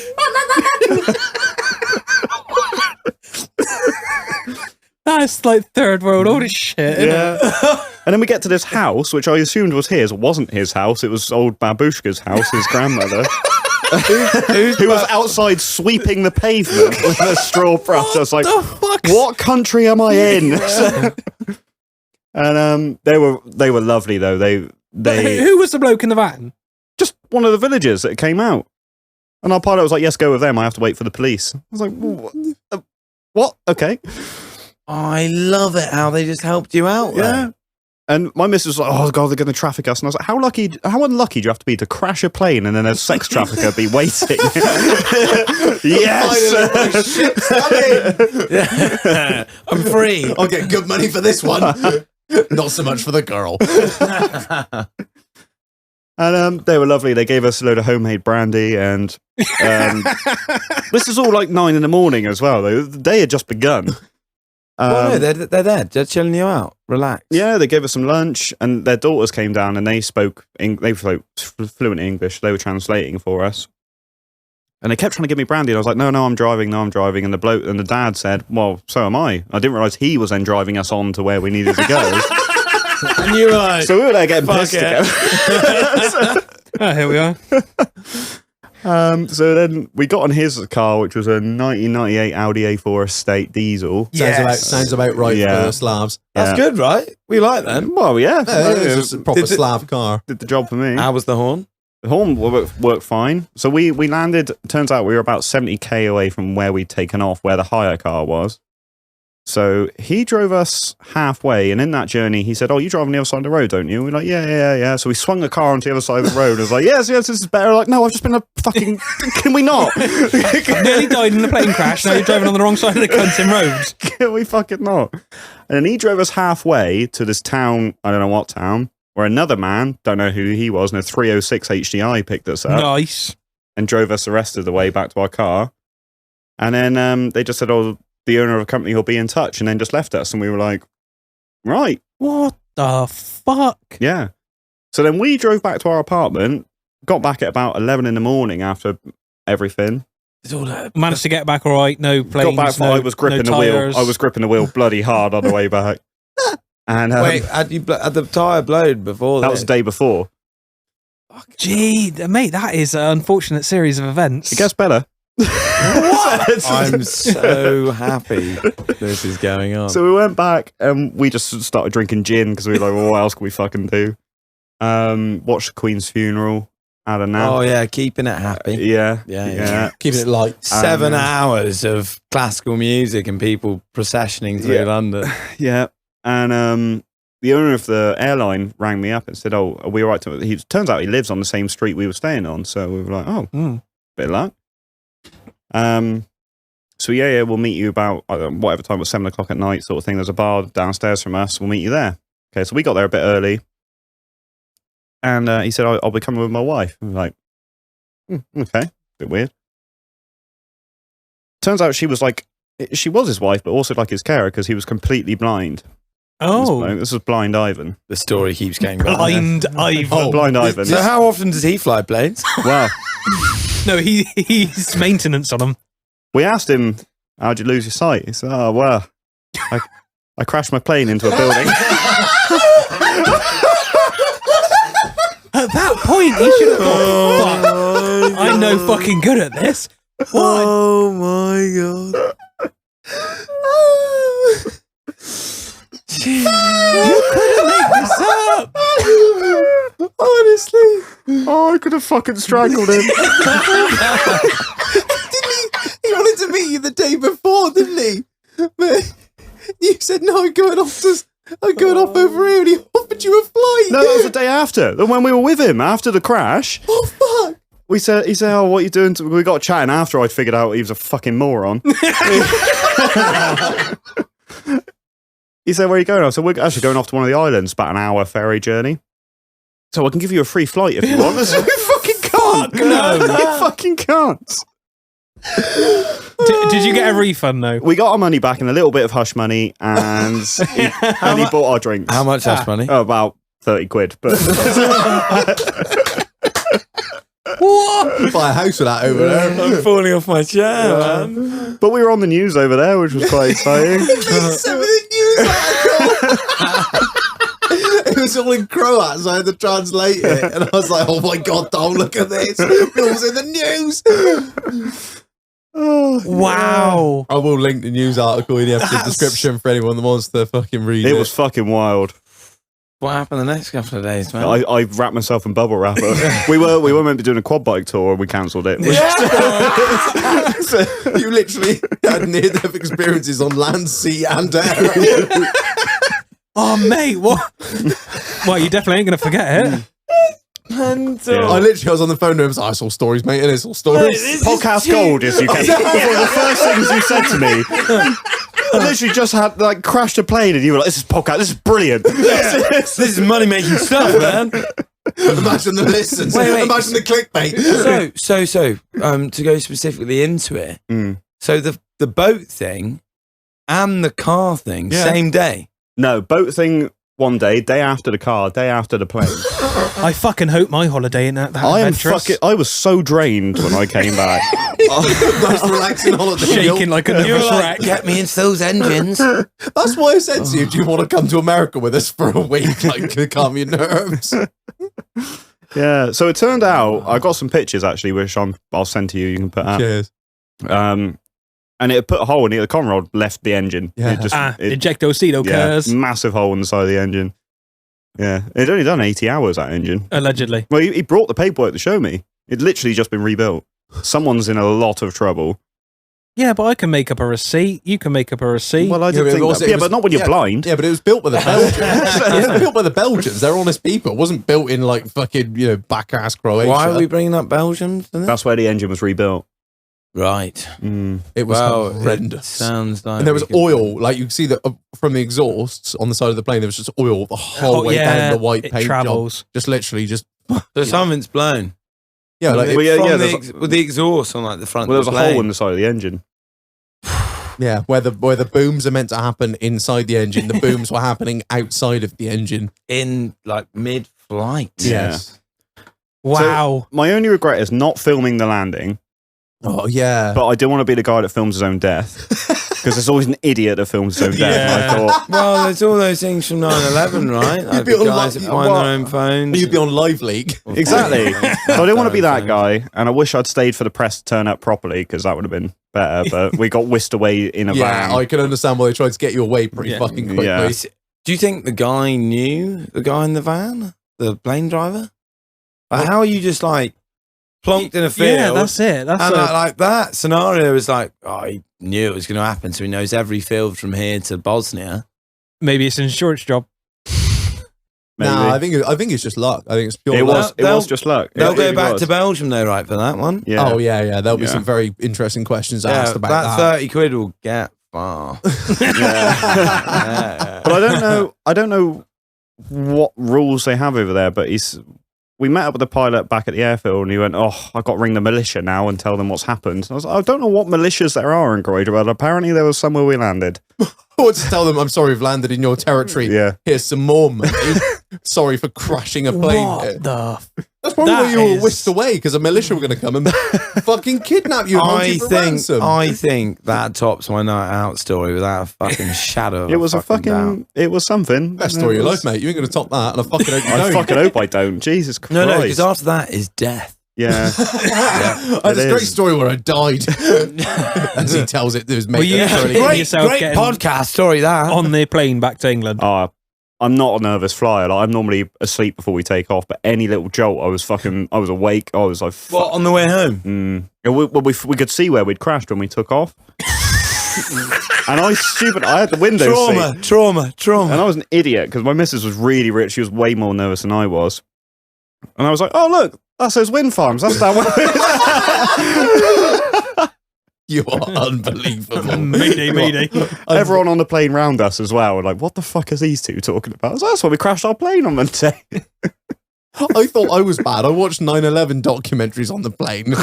But oh yeah, but that's bad. Any plane stuff, when everyone's scared on a plane, it really like incites other people to be scared too. Yeah, you got to Yeah. be really careful, like what you say and what you do, because Well- it's like fear just travels through a fucking plane like Well, you mate, can believe. I was on a plane from Australia to Hong Kong or something, come back from New Zealand, and I was speaking to this Greek guy, and he was like, yeah, just real nice dude, having a nice chat, saying like loads of people from Athens. Like the biggest population outside of Greece of Greeks is Melbourne, Australia. really? Never knew it. And he's like, I hate flying. I'm like, oh, cool. Like, yeah, that's nice. We're sitting next to each other. And then after a while, you start getting more panicked. Oh. Just start screaming. What? And I was like, what? No, I'm like not a nervous flyer at all. I'm like, I love it. You know, it's fine. You know, watch TV, chill out. He's just screaming his little heart out. We got like 3 girls from like Qatar Airways, just like, please calm down. Do you want some wine? He's like, I can't deal with it. But no, it really incites like a little riot, isn't it? So I've seen that film as well. Snakes on a plane. Fuck that shit. But that's what the pilot... Oh, sorry, the pilot was called Ivan as well. So Pilot Ivan. And then Blind Ivan. It was Pilot Ivan and Blind Ivan. Oh, same guy. Yeah, Pilot Ivan was saying, like, I'm just glad you're English because you're very calm and cool. Like, if you were Italians, you Maron. the whole way down, Mamma Mia! I'm going to Italy next week. Sweet. Oh fucking hell! Right, I think that's perfect time to I need a break. cut to a break. Everyone's fucking adrenaline levels need to come back down. We'll love you all. We'll be back shortly. Hey. Don't forget to moisturize.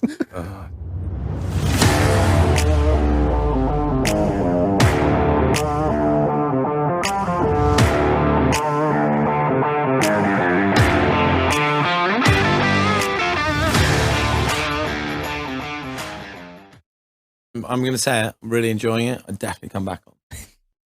Fucking brilliant. Brilliant. And Reg is back from the fridge. I'm back from the fridge. But before I get into beer of the week, Marlon, take it So- away. Big shout out to our sponsors for the next few weeks. Orley Fox Chartered Accountants. Yes. Where can we find them, Reg? We can find them at www.orleyfox.co.uk or at orleyfox on all their socials. So because obviously we've started doing some merch and shit, Chief's been bollocking me. As her job, she is a bookkeeper, accountant thing. and she was on about, right, you need to go self-employed and then she started talking about UTR numbers. Things that And- neither of us and- really understand. No, she told me what it stood for, and I can't remember. Unique tax reference, I believe. Right, so I need your UTR number. Oh, fucking hell. But any issues, anything like that, if you're just starting up, give them a shout. They're guaranteed to beat your rates. By 15%. That's a lot, mind. So, yeah, listen to this podcast. 15%. They'll beat your accountancy fees by. So, massive shout out to Ollie Fox for sponsoring this episode of In the Doghouse. You fucking legends.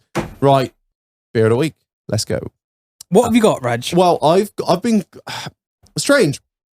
Mule came back. Mule texted me not long after his plane crash. And Immediately. yeah, like I've been in a plane crash. I got you beer of the week. So I've got what I've never seen before in my life. It is 2 liters of lager in a plastic bottle. That is proper scumbag territory. That is. Yeah. What? Mule, talk us through it. What, and why? Well, it was the most disgusting thing I found. Was it? I assume it was cheap. 80p. Wow. Yeah. 2 litres of beer. Yeah. 80 pence. Right, I'm moving to Croatia. I can see you necking one of these every fucking night. You Well, can. Yeah. there was quite a lot of these 2-litre plastic bottles in the shop, but that was the one that had sold the most. So I assume That'd be the best. the best of the worst. Yeah. How did you find out it was sold the most? Did you Well, ask? there was less on the shelf. Okay, educated guess. But also, the price of that is cheaper than one normal size bottle of it, and I don't know why. That doesn't make any sense. No, Well, maybe Wait, maybe say the that again. Say that. Repeat that. Like a that's bottle. cheaper than a normal glass bottle of bottle. the same beer. Probably because the plastics are fucking Yeah. cheap. Right. Beer is so but cheap. it's that- strong beer as well. It's not like I say, was he 4.8%? yeah.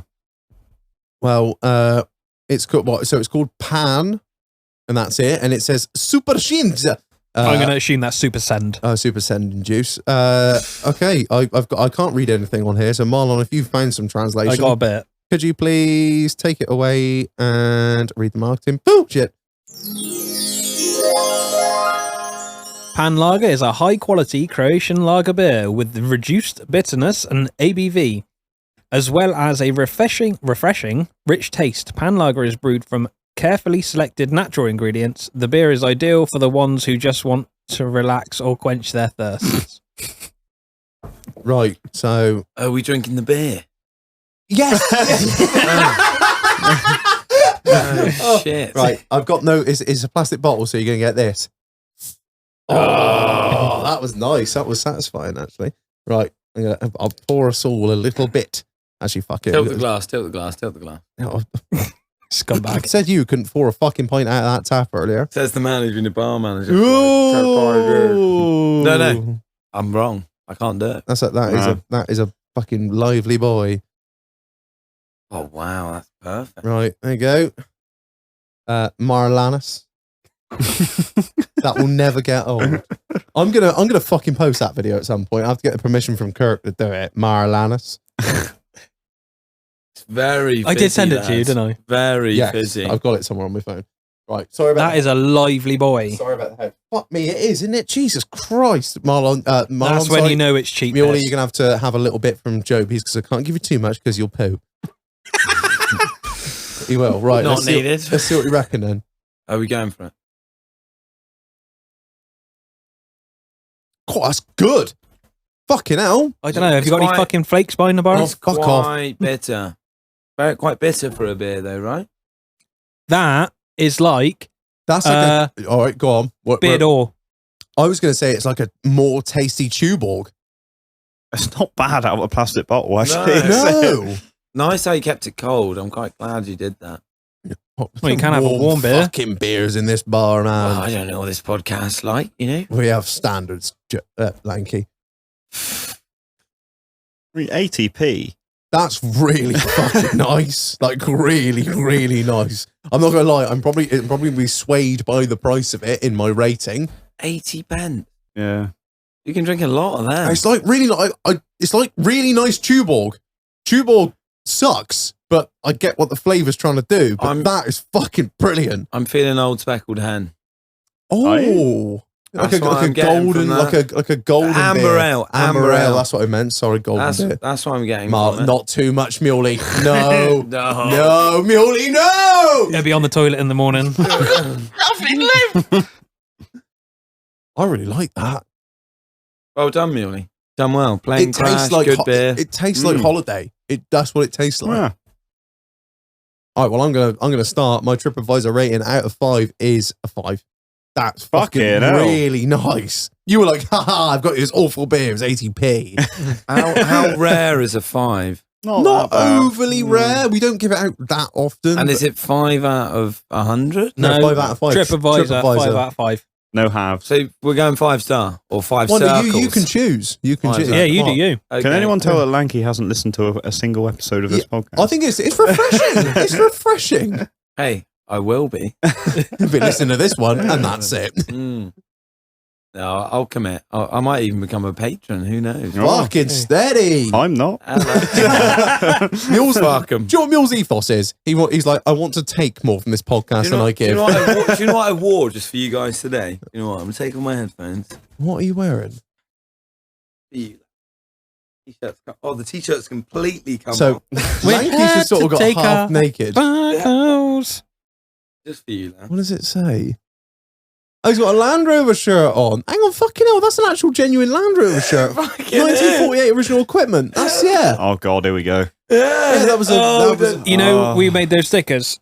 See response, think nonce. yeah, but that's like, that's actual like a Land... My little sister bought me this. That's a line she of... was 11. That's a, I had a Defender for 6 months. She was like, "You need this T-shirt." I was like, "Okay, yeah." what Defender did you have?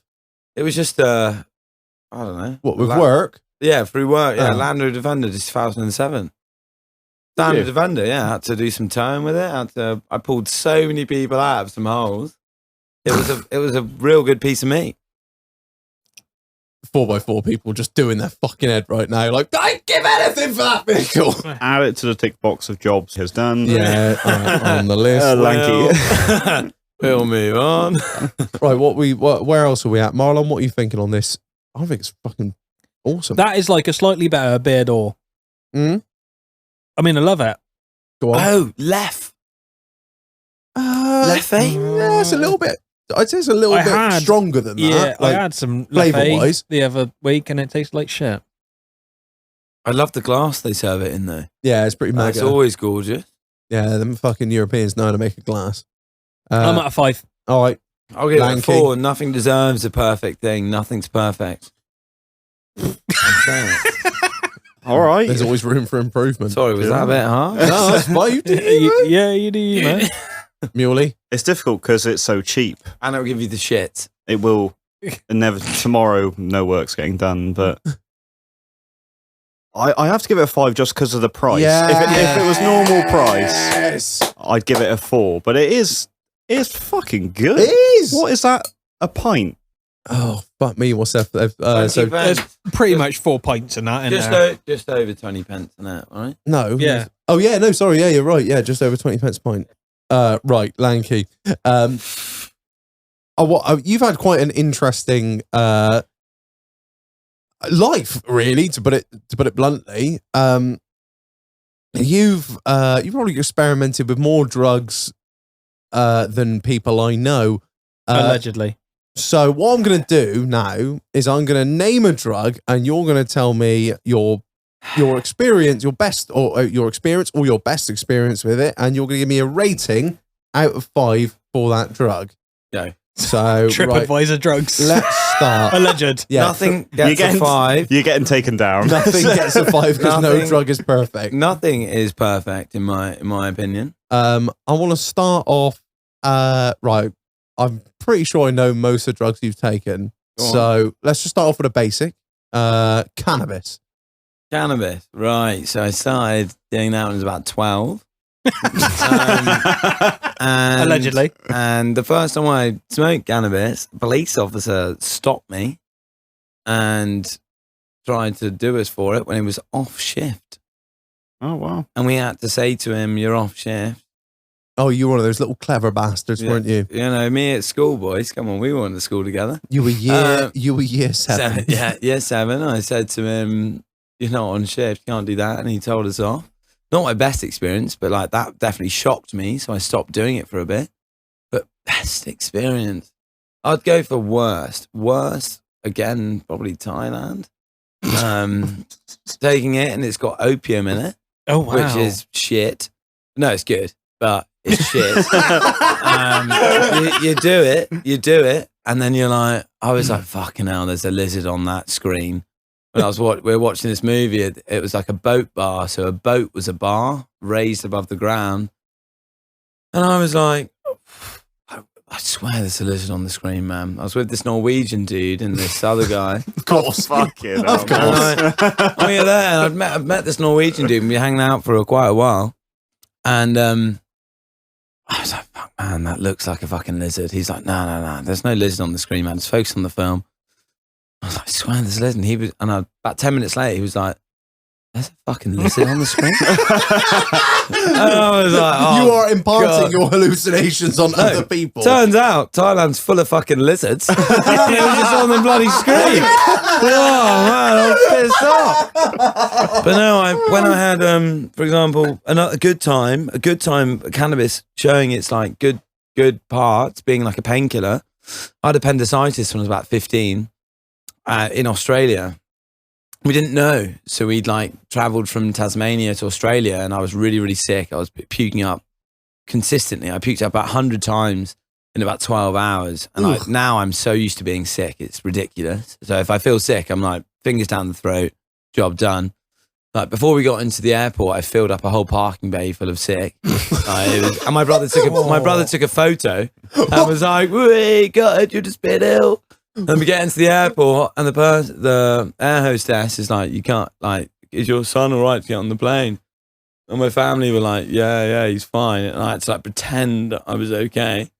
Got on the plane, and then we went to about 14,000 feet because the flight's not that far to Melbourne. But if I'd gone to about 25,000 feet with appendicitis, appendix blows up, ruptures, I die. Fortunately, that didn't happen. And then we get to a friend of a friend's house and they grow weed. And then they're like, "You want to smoke it?" I was like, "Yeah, don't tell my mum." And then I was like, I smoked it and I was fine for like 24 hours, absolutely sound. And then I realized I couldn't be okay without smoking it. So I then informed said parent, and then she was like, "You're going to hospital." And then I went to a guy at a doctor's surgery, and his first procedure was finger up the arse. Got to test your prostate. Oh, that's what they do in Europe, isn't it? Like, No, that's Australia. Oh, what? I'm sorry, totally fucking. What? Yeah, so I had a little China man. No, he just wanted your ass, Luckily, man. the finger was smaller than usual.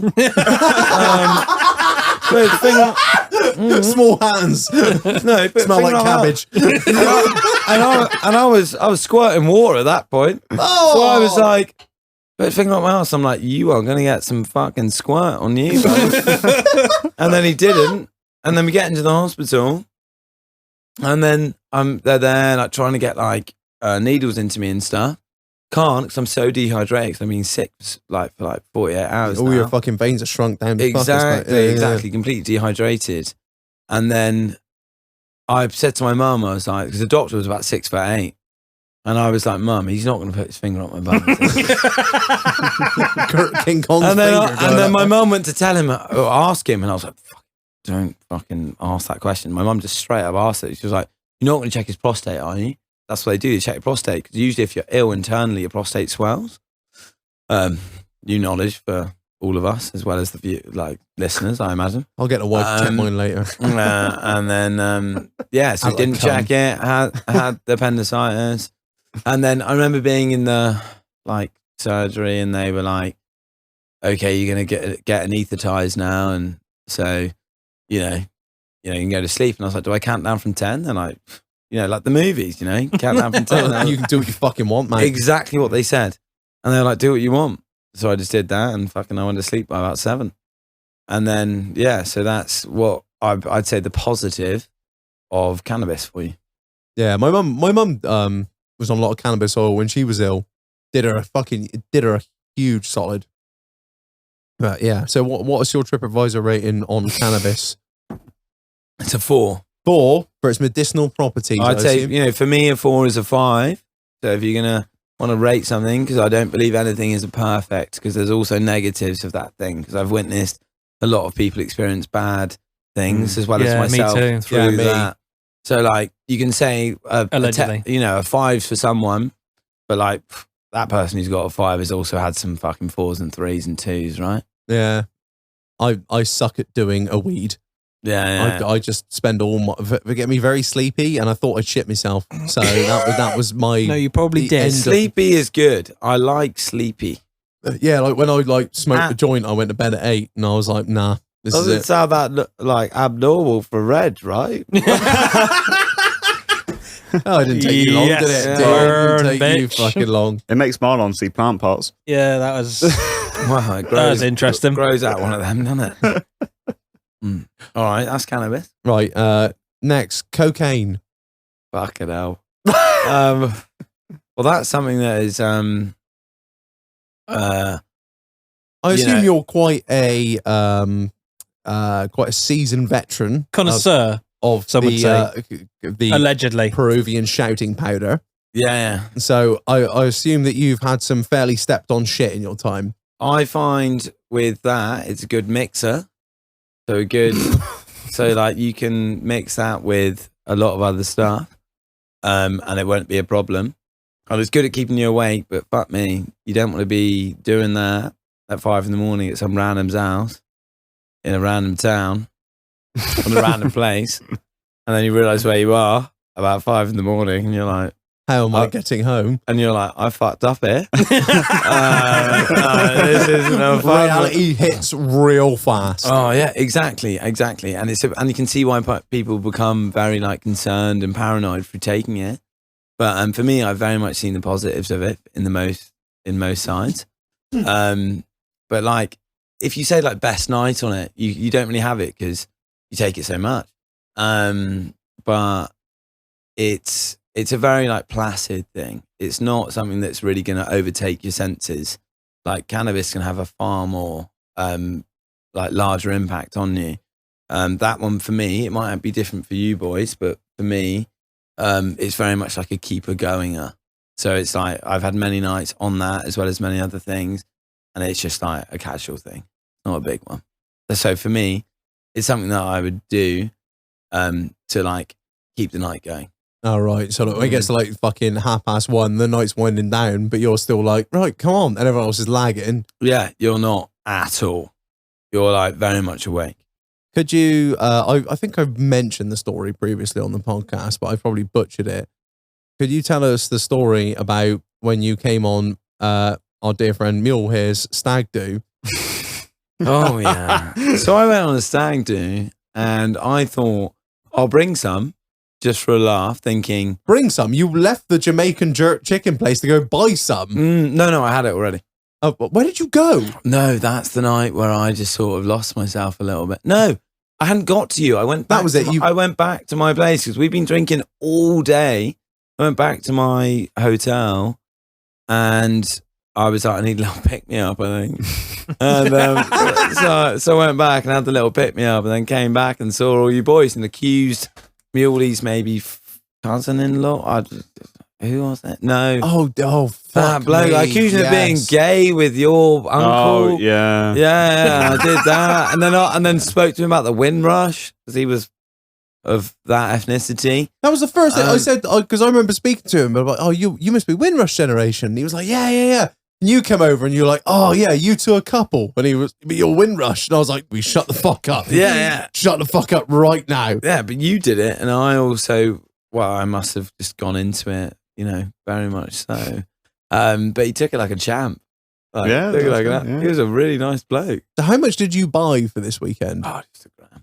Just a And you cash. assuming that all 14 of us would be mad for Well, it. I thought we'd have some partakers, but turned out just to be me, which is Became quite a burden. which made me do it far less. If I was with loads of lads who were up for it, that'd be gone and we get a few more. But but Allegedly. no, that didn't happen at all. So no, we had a great time, or I had a great time. And then I ended up losing you boys and fucking walk around London for about 3 hours one night, didn't I? And I was like, oh, I should just get an Uber home. I ended up walking to like Crickwood or wherever it was, North London, about 2 hours away from Camden. And was like, this isn't a good area. Like, fortunately, I lived in London, was like, right, I know where I am. This isn't good. This isn't where I want to be. Yeah, and then was like, oh, I'll just get an Uber home, like I should have at the start. I saw you the next day, and you were like, I thought all At you the boys, bowling alley. yeah, I thought all you boys were going to be like mad for it. I was like, no, we don't touch the shit, mate. And you were like, I've got so much left to do.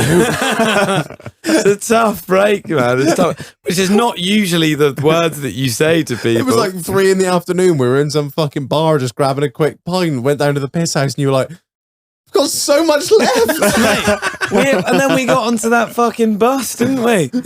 And then we got on the bus, had about 18 crates, drunk in about 20 minutes. I was in the toilet, doing my stuff, and I was like, fucking, I don't know if I can do this. Then I went to the strip bar, and that fucking bouncer told me off, and I lost my belt.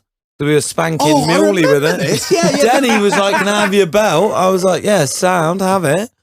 And then never got my belt back. And the bouncer got all fucking queer with you, didn't he? He got queer with me. He's smoking a fag, and we were talking about some sad And you were stuff. like, you had like a coffee cup or something. And you were like, oh, where do you want me to put this, mate? And it was like, don't care. What do you want? What are you, a child? And you were like, well, calm down, man. Yeah, Really aggressive. Yeah. Come on, man. I'm way more chilled out than that.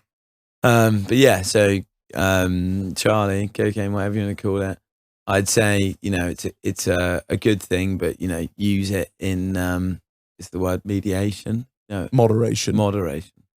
Yeah. What about crack? Only done it once. It was at Glastonbury Festival with some random people I've never met. Not a short experience. I was with them, and then I left them, and then I ended up joining my mates, and I was on a cocktail of other stuff, so I can't really give a good opinion.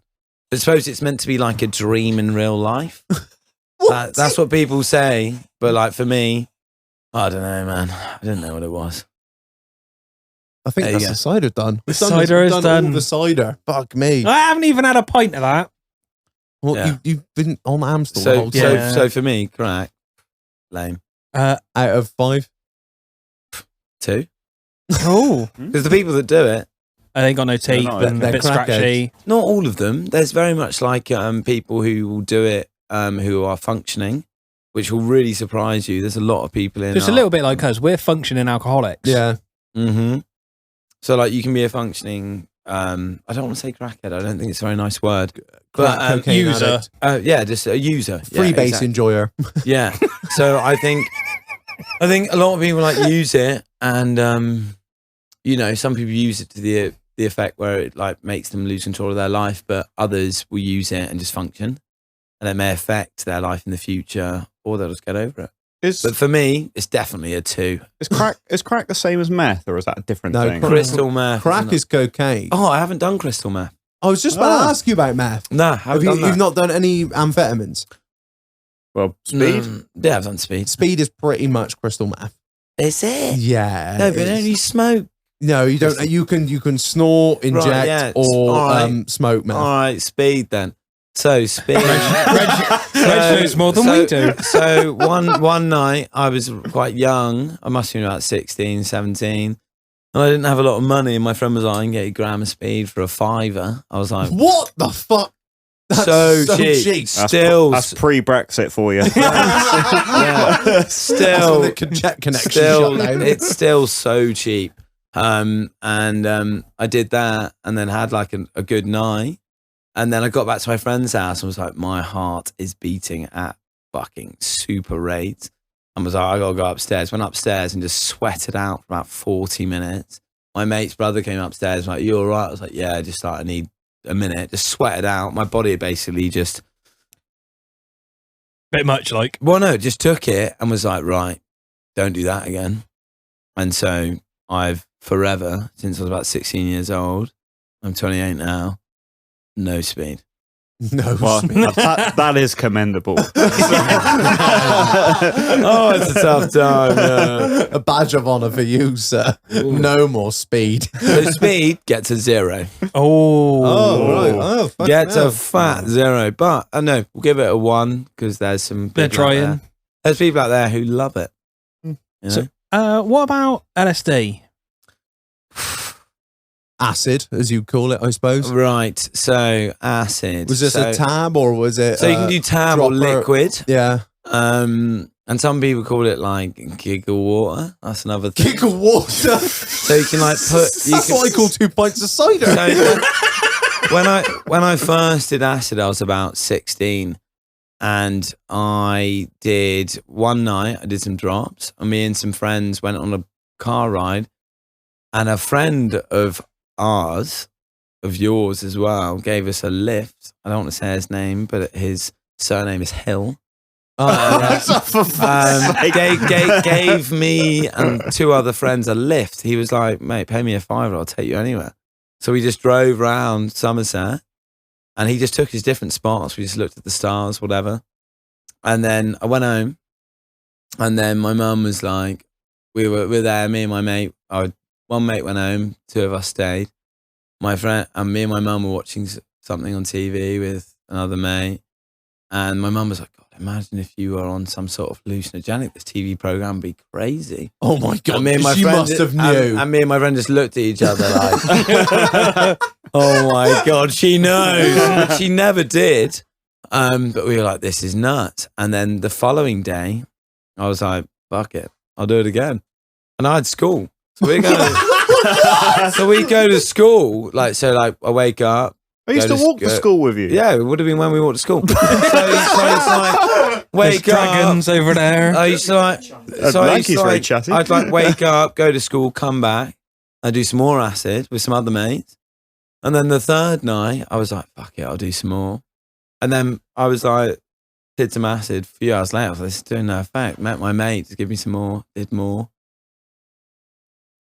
And then so that's my 16-year-old experience. But as an adult, the older you get, depends what your like mindset is. But for me, after about 22, I just sort of like nipped it in the bud, because you can get very much out of control. Because I've like been in scenarios where I've taken too much. Like you get like a vial, which is like, there's things with pipettes in them and stuff.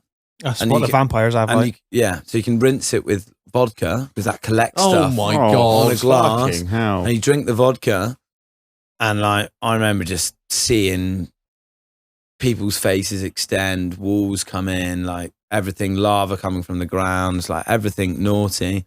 And then I was like, right. I remember going back to my mate's house and being like, I can't go home. And since then I didn't take it so much. Took it to Glastonbury Festival a few times and some other festivals, but since then not so much. But it's a 4 out of 5 because it's fucking great. However, you take too much of that stuff, boys, and you are fucking going to doolally land. You know that horse box we were talking about earlier? You're ending up in one of them.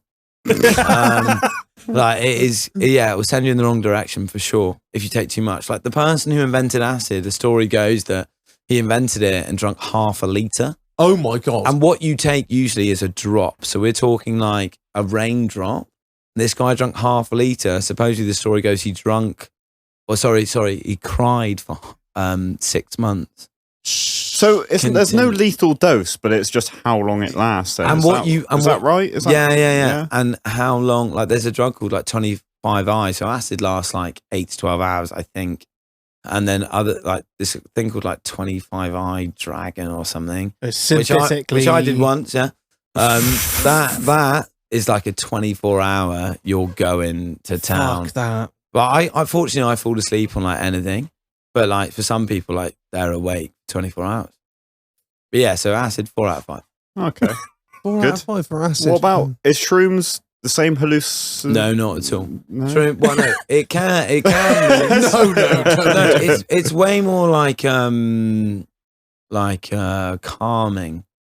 You know, very much more grounding. So you're not being like there's not. But if you take loads of it, you'll be really fucked up. But like for shrooms, you know, you're having a good time. You take a couple of them, like this year at Glastonbury, I took a couple, had a bad time actually. Watch The Idols, which is really aggressive, and with shrooms, you should be in a really, really like calming environment, and you're just like real happy. But if you take it in like a real aggressive environment, which I did, it was awful. I had to leave. I told my mates 20 minutes before the set ended, I was like, boys, I'm out of here. And I was dressed as a leprechaun with like sleeveless. I was in like a sleeveless and backless shirt. Were you actually dressed as a leprechaun? Yeah, I was, man. I've got 2 of those outfits now.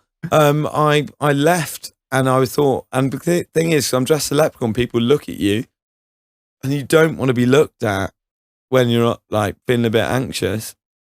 People just looking at you. Fucking horrible. But I've had times where it's been fucking beautiful and wonderful. So, like, shrooms could get a 4 out of 5 too. Is there a lethal thing with shrooms, or can you have as many as you want? I think you can eat as much as you want. You can eat, but it's what you do on that thing, right? Yeah. Like with things like chemical drugs. So if you're doing like too much cocaine, you can have a heart attack. Too much MDMA, same thing. So it's one of those. Poppers. Sick. They're not a gay drug. They obviously they're associated with a sort of gay culture. Yeah, or they were. I don't know if they still are. They used to be. So I got a good story about that. So some guys that I met who were gay, they said that their mate had like tipped loads of popper liquid into a plate and put a candle underneath it. You know how you got like like an incense burner. Yeah. Oh my god! They they infused the room. Like a gay joss stick. No, so they they thought that because what poppers are meant to do is matron. So poppers are meant to like open up your bum or whatever. Well, it relaxes your muscles, doesn't it? Yeah, it's meant to be. What is it? A liquid? Yeah, it's a liquid, but you smell it. You smell the vapor that comes off the liquid. Right. From what I understand. So like same as petrol. Yeah. And thinners. Yeah, so that's perfect. You literally put it in like exactly. A little going back oil. to me drinking thinners. Yeah, nice. I like you literally put it in an oil burner, like candle oil burner that you get from fucking B&M. Like, but you shouldn't do that because it's fucking flammable. Oh, so these blokes had done the candle thing. Plate sets on fire. Flat sets on fire. No, they got to leave the fucking flat. No bum sex tonight. You know? Nothing's happening. Nothing left. I've got nothing. Yeah, so none of that. But no, I did it when I was about 14. I remember I was at a festival and like it got caught on my lip, and because it's such a like corrosive acid, it will burn your lip. I had blisters all over my lip. You didn't get any positive effects from it other than just a massive burn? No, that was it. Well, no, it was funny. I like doing it, but that was shit. However, I was at a festival a couple of months ago. I haven't done it for years, and these guys were like, "Right, you know, we're doing some poppers and some NOS," and then I was doing them, and I was like, "This is funny." And then some guys that I'd met at the festival from this band were like. You know, do you know where you are? And I was like, yeah, I'm fully aware I am. He was like, your scenario right now is quite weird. Like, you should probably leave. I was like, why is that? He's like, you're surrounded by like 50-year-old men and women doing poppers and NOS. Probably just get out their fucking camper van and just, you know, join us, the young gang. And I was there just doing poppers and NOS. And I was like, yeah, this is fucking weird. I better leave. But poppers, you know, give it a 3. We'll give it a 3 because it's a bit of fun. A bit of fun. What about NOS? You mentioned it. NOS, right? Super addictive. I've known people who've had like cardiac arrest from it. Oh. It can cause you to have a stroke. It can also cause you to be like paralyzed. That's it, and brain damage because all you're doing is surviving your brain. You're starving your brain of oxygen. Yeah. Personally, the way I do it, I don't. Fortunately, I do like holding my breath, but I don't do the thing where people breathe in and out. I like breathe in. Take it away from my mouth, hold my breath, breathe in some oxygen, then go back to... This is not advice. This is not advice on how to do drugs. This is how to do it safely, to be fair. This is all allegedly. This is all... This is anecdotal evidence. Yeah. He's just very good at stories. Yeah, this is not advice, but no, that's how I've done it, because I realised when I was at a party when I was about 17 or something, I did the way that most people do is they breathe in and out a balloon, and I just passed out, hit my head in a tree, and was like fucking not in a good place. I'd kind of knocked myself out. I was concussed. And I said to one of my like best mates, I was like, this isn't good. He was like, yeah, it's not fucking good. And there are loads of gypsies around, so you don't feel very safe. You know, no. Why were you surrounded by gypsies? Because loads of free parties and stuff usually have those people around you, so there are people there to like rob you. But it's usually a good party.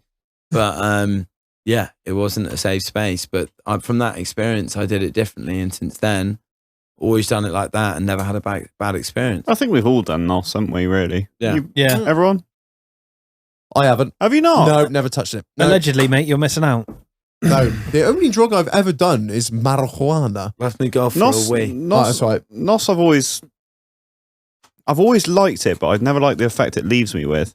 I don't know whether That's whenever I've done it, it's never left me with anything. I've always been like, for about a month afterwards, I can't concentrate. Really? I forget what I'm like. I'm at work. I'm like, what am I doing? Like, what? I can forget what That's job my I'm normal doing. And every stuff like day that. to day work. Like my mind. It takes about a month for my brain to go back to normal. Just to be Fucking strange, clear, isn't it? you've not done NOS for like fucking 10 years. More than that. Yeah, well, I was going to Yeah. say, you made it sound like you went to work. You're No. like, working on people's cars. Am I doing up a brake disc or a clutch? No, yeah, like I put a clutch on a wheel. last one was probably 13 years ago or something like that. Yeah.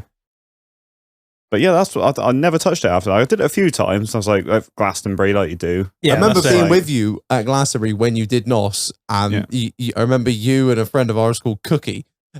Yes. You both did it, and you just went, I feel like Bambi on ice. You were like scared that your feet were going to slip on dry ground, the driest Glastonbury ever recorded. It is an amazing high though, but I just can't warrant the after. For me, I just can't not know what I'm doing. Like now, I'm getting old as shit. I'd rather just drink beer. It's a lot easier. You can't drink beer. Well, no, I can't do that. Better shout. At the minute, Well- I don't know what I'm going to do. I'm going to stand up very quickly or something for my high. One thing I'd be interested in doing is microdosing and like building up a tolerance, because everyone's, I don't think that's the point behind microdosing. Oh, The point. No, so I didn't mean like, sorry, I misspoke. I meant more like building up a tolerance to stuff, because I feel like every time I've smoked weed, I've overdone it every single time.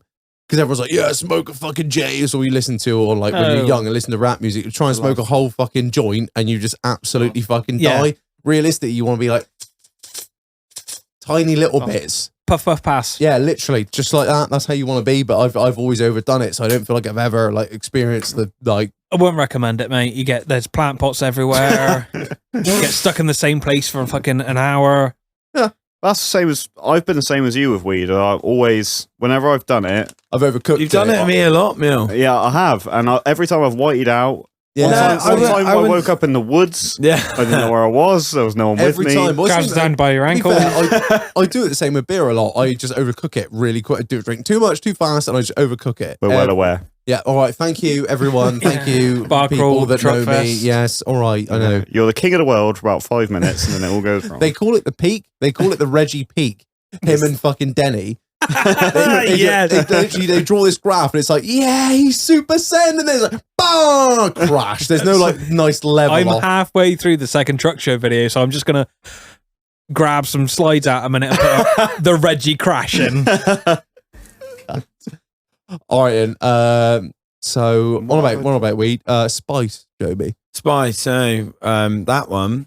That's what loads of people in prison do. Yeah, that's it. Synthetic So- cannabinoid. At one point, a statistic which was put across that more ambulances were drawn to prisons for spice than for anything else. Fuck. Just Which is a fucking horrible statistic. did it used to be a legal high? Yes. Yeah, it did used to for a see long those time. stores. So it followed the legal high route, and then every time the laws were changed, they'd make another one, which would make another thing legal. Slightly molecular, Yeah. change it molecularly. And Yeah. I remember being in Bristol, and I met this dude, and I gave him some change to the homeless guy. He was like, "Oh, do you want some weed?" I was like, "Yeah, fuck it, of course I do." And he gave me this thing out of a bag, which was like not a normal bag that you get stuff out of. And I was like, "Fuck it, I'll smoke it." I got weird for about 3 hours, like completely not me. And it was really uncomfortable. And another time I had it when I was at university, I was in some like graveyard next to my Oh, fuck that. or like cemetery next to my uni halls, and I felt really weird again. It like completely, instead of like weed where like you think you've seen plant pots or you're falling asleep or your hand, you know, your pants by your ankles. It's more like you're just not very much in control. And obviously, like you know, we've spoken about things that I've done, and like I like to be in control. Like I said about the knot, I don't like to be out of control. It's like, fuck me, that stuff is like you're not in control. So I personally would give that a 0 out of 5 because you're not in fucking control of what you're doing at all. So I would not recommend that to anyone. I think it is the most disgusting thing, and it's not going to give you a conducive or productive feeling whatsoever. What an informative fucking evening we are having. What about ease? Everyone does ease. All right, so ecstasy, fuck me, good one. That one, that can take too much, you're in fucking trouble. You can drink too much water, you can overhydrate yourself, drown, which is fucking rare, really rare, but it does happen. Happened in Lakota and Bristol. You can overdo your kidneys. Yeah, you can overdo your kidneys basically. Too much water. I learned about it on Bad Boys 2. Too much water can do you. Also, your heart, give you a heart attack. But like ecstasy when we were younger, so when we were like 16 or whatever, not very strong. Ecstasy now, so like when we were younger, you take like 5, be sound. What? Yeah, now you take like half, it's like 5. It's like completely so different game. Synthetically, So if you haven't done it for like 10 years and you do it, you're fucked. It's going to really ruin you. But with it, I would say, you know, or treat with caution, but like you're going to be so happy. You're going to have the nicest time. It's surrounded by your mates. You're just gonna, and also randoms. You're just going to tell them you love them. You're going to have a great time. You'll dance. You'll speak. You know, you'll be loving everyone. I'd say arguably the best because it's not a possessive thing like cocaine. You're like wanting to be quite selfish with it naturally. It's just like a thing. Personally, me not, but a lot of people. So it doesn't have that like possessive hold on it. So ecstasy, probably give it a fucking 5, boys. Whoa! And nothing gets a fucking 5, but that stuff does. Fucking hell. Right, last one I got to ask you. Unless anyone can think I of thought it. we'd run out of drugs by now. I can't think of anything I else. got one more. You've got 2 that you haven't mentioned. Well, I can think of one. What's the other one that I can't think of that you know? Ketamine. Ketamine. Oh, yeah. That one, good with coke. Good combo. A good mixer. and that is really bad because you mix that with those 2, cat and coke. That's making your heart flutter. What's that doing is making your heart do 2 different things. It's trying to slow it down and speed it up. Yeah. Which is not good. I know, you should never take a, what is it they call it? A upper and a downer. Yeah, well, there was an official term for it, but we'll call it That's that. it. It's like drinking depressant and stimulant. vodka and That's Red what Bull. I mean, yeah. Thank you. Vodka and Red Bull. Was this? Same thing. That's why if you had too many like Jaeger bombs, like you can be in trouble. If you have like 15 of them, like your body's gonna be confused. Yeah. But no, ketamine, cool. But like fuck me, can it send you in some weird places? Like places which you don't, you know, you're not very in control. Like at Glastonbury, I thought I was lost. I'd met this couple and they're like, we're going to take you back to your tent. And I was like, you can't come back to my tent. Like, I've got a certain wristband. Like, you can't come back. They're like, all right. Like, we'll get you a drink. I was like, cool. Thinking they get me orange juice or water. They just got me a fucking beer and fucked off.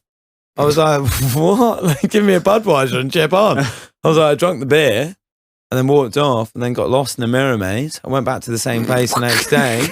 Went back to the place the next day. 3 mirrors. 3 mirrors. And they're all in a line. I was like, what the fuck is this? Joey's there a fucking wookie hole, like. Yeah, so like you can really get fucking lost. But like that's like a funny part of it. But like some people, man, I know some people are really addicted to that drug. I don't know fucking why. You turn to a mong, you do fuck all. And it's a real, sorry for swearing so much. But it's like a complete, apologise. no, it's a complete waste of time. I get it. Take it Like for me, obviously we're here right now and I'm compass mentis or to a certain degree after a few beers. But I know people are really addicted to that drug and have died from that drug because of their bladders, their spleens. And it is disgusting what it can do to people. And I don't, personally for me, because my mindset, obviously we spoke about me doing loads of drugs, but like, I don't believe that you should be taking things to live your life. Like you should be doing it to, to enhance things, not to like, oh my God, this is like what I live for. So it's like, yeah, that can really ruin people's lives. And like Midsummer Norton, for example, had the bladder replacement unit moved from Bath to Midsummer Norton because they had such an addiction about, what was it, 8 years ago? And it was on national news. I've got some friends that were on that news article who were just like really fucked.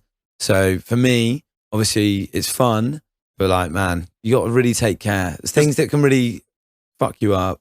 Yeah, don't do it. Doesn't it crystallize in your body? Is that exactly? right? That's what it is. So in your bladder, you can get like rocks. You know how you get like stones in your bladder? Like kidney stones, but yeah, you get them in your bladder. And then it can stop you pissing and like all that sort of stuff. So like, yeah, you got to be really careful, man. You got to not do it. Like frequently, it's not a good thing to do. It's, you got to look after yourself. Obviously, you got to take things in a way that you're not taking it too much.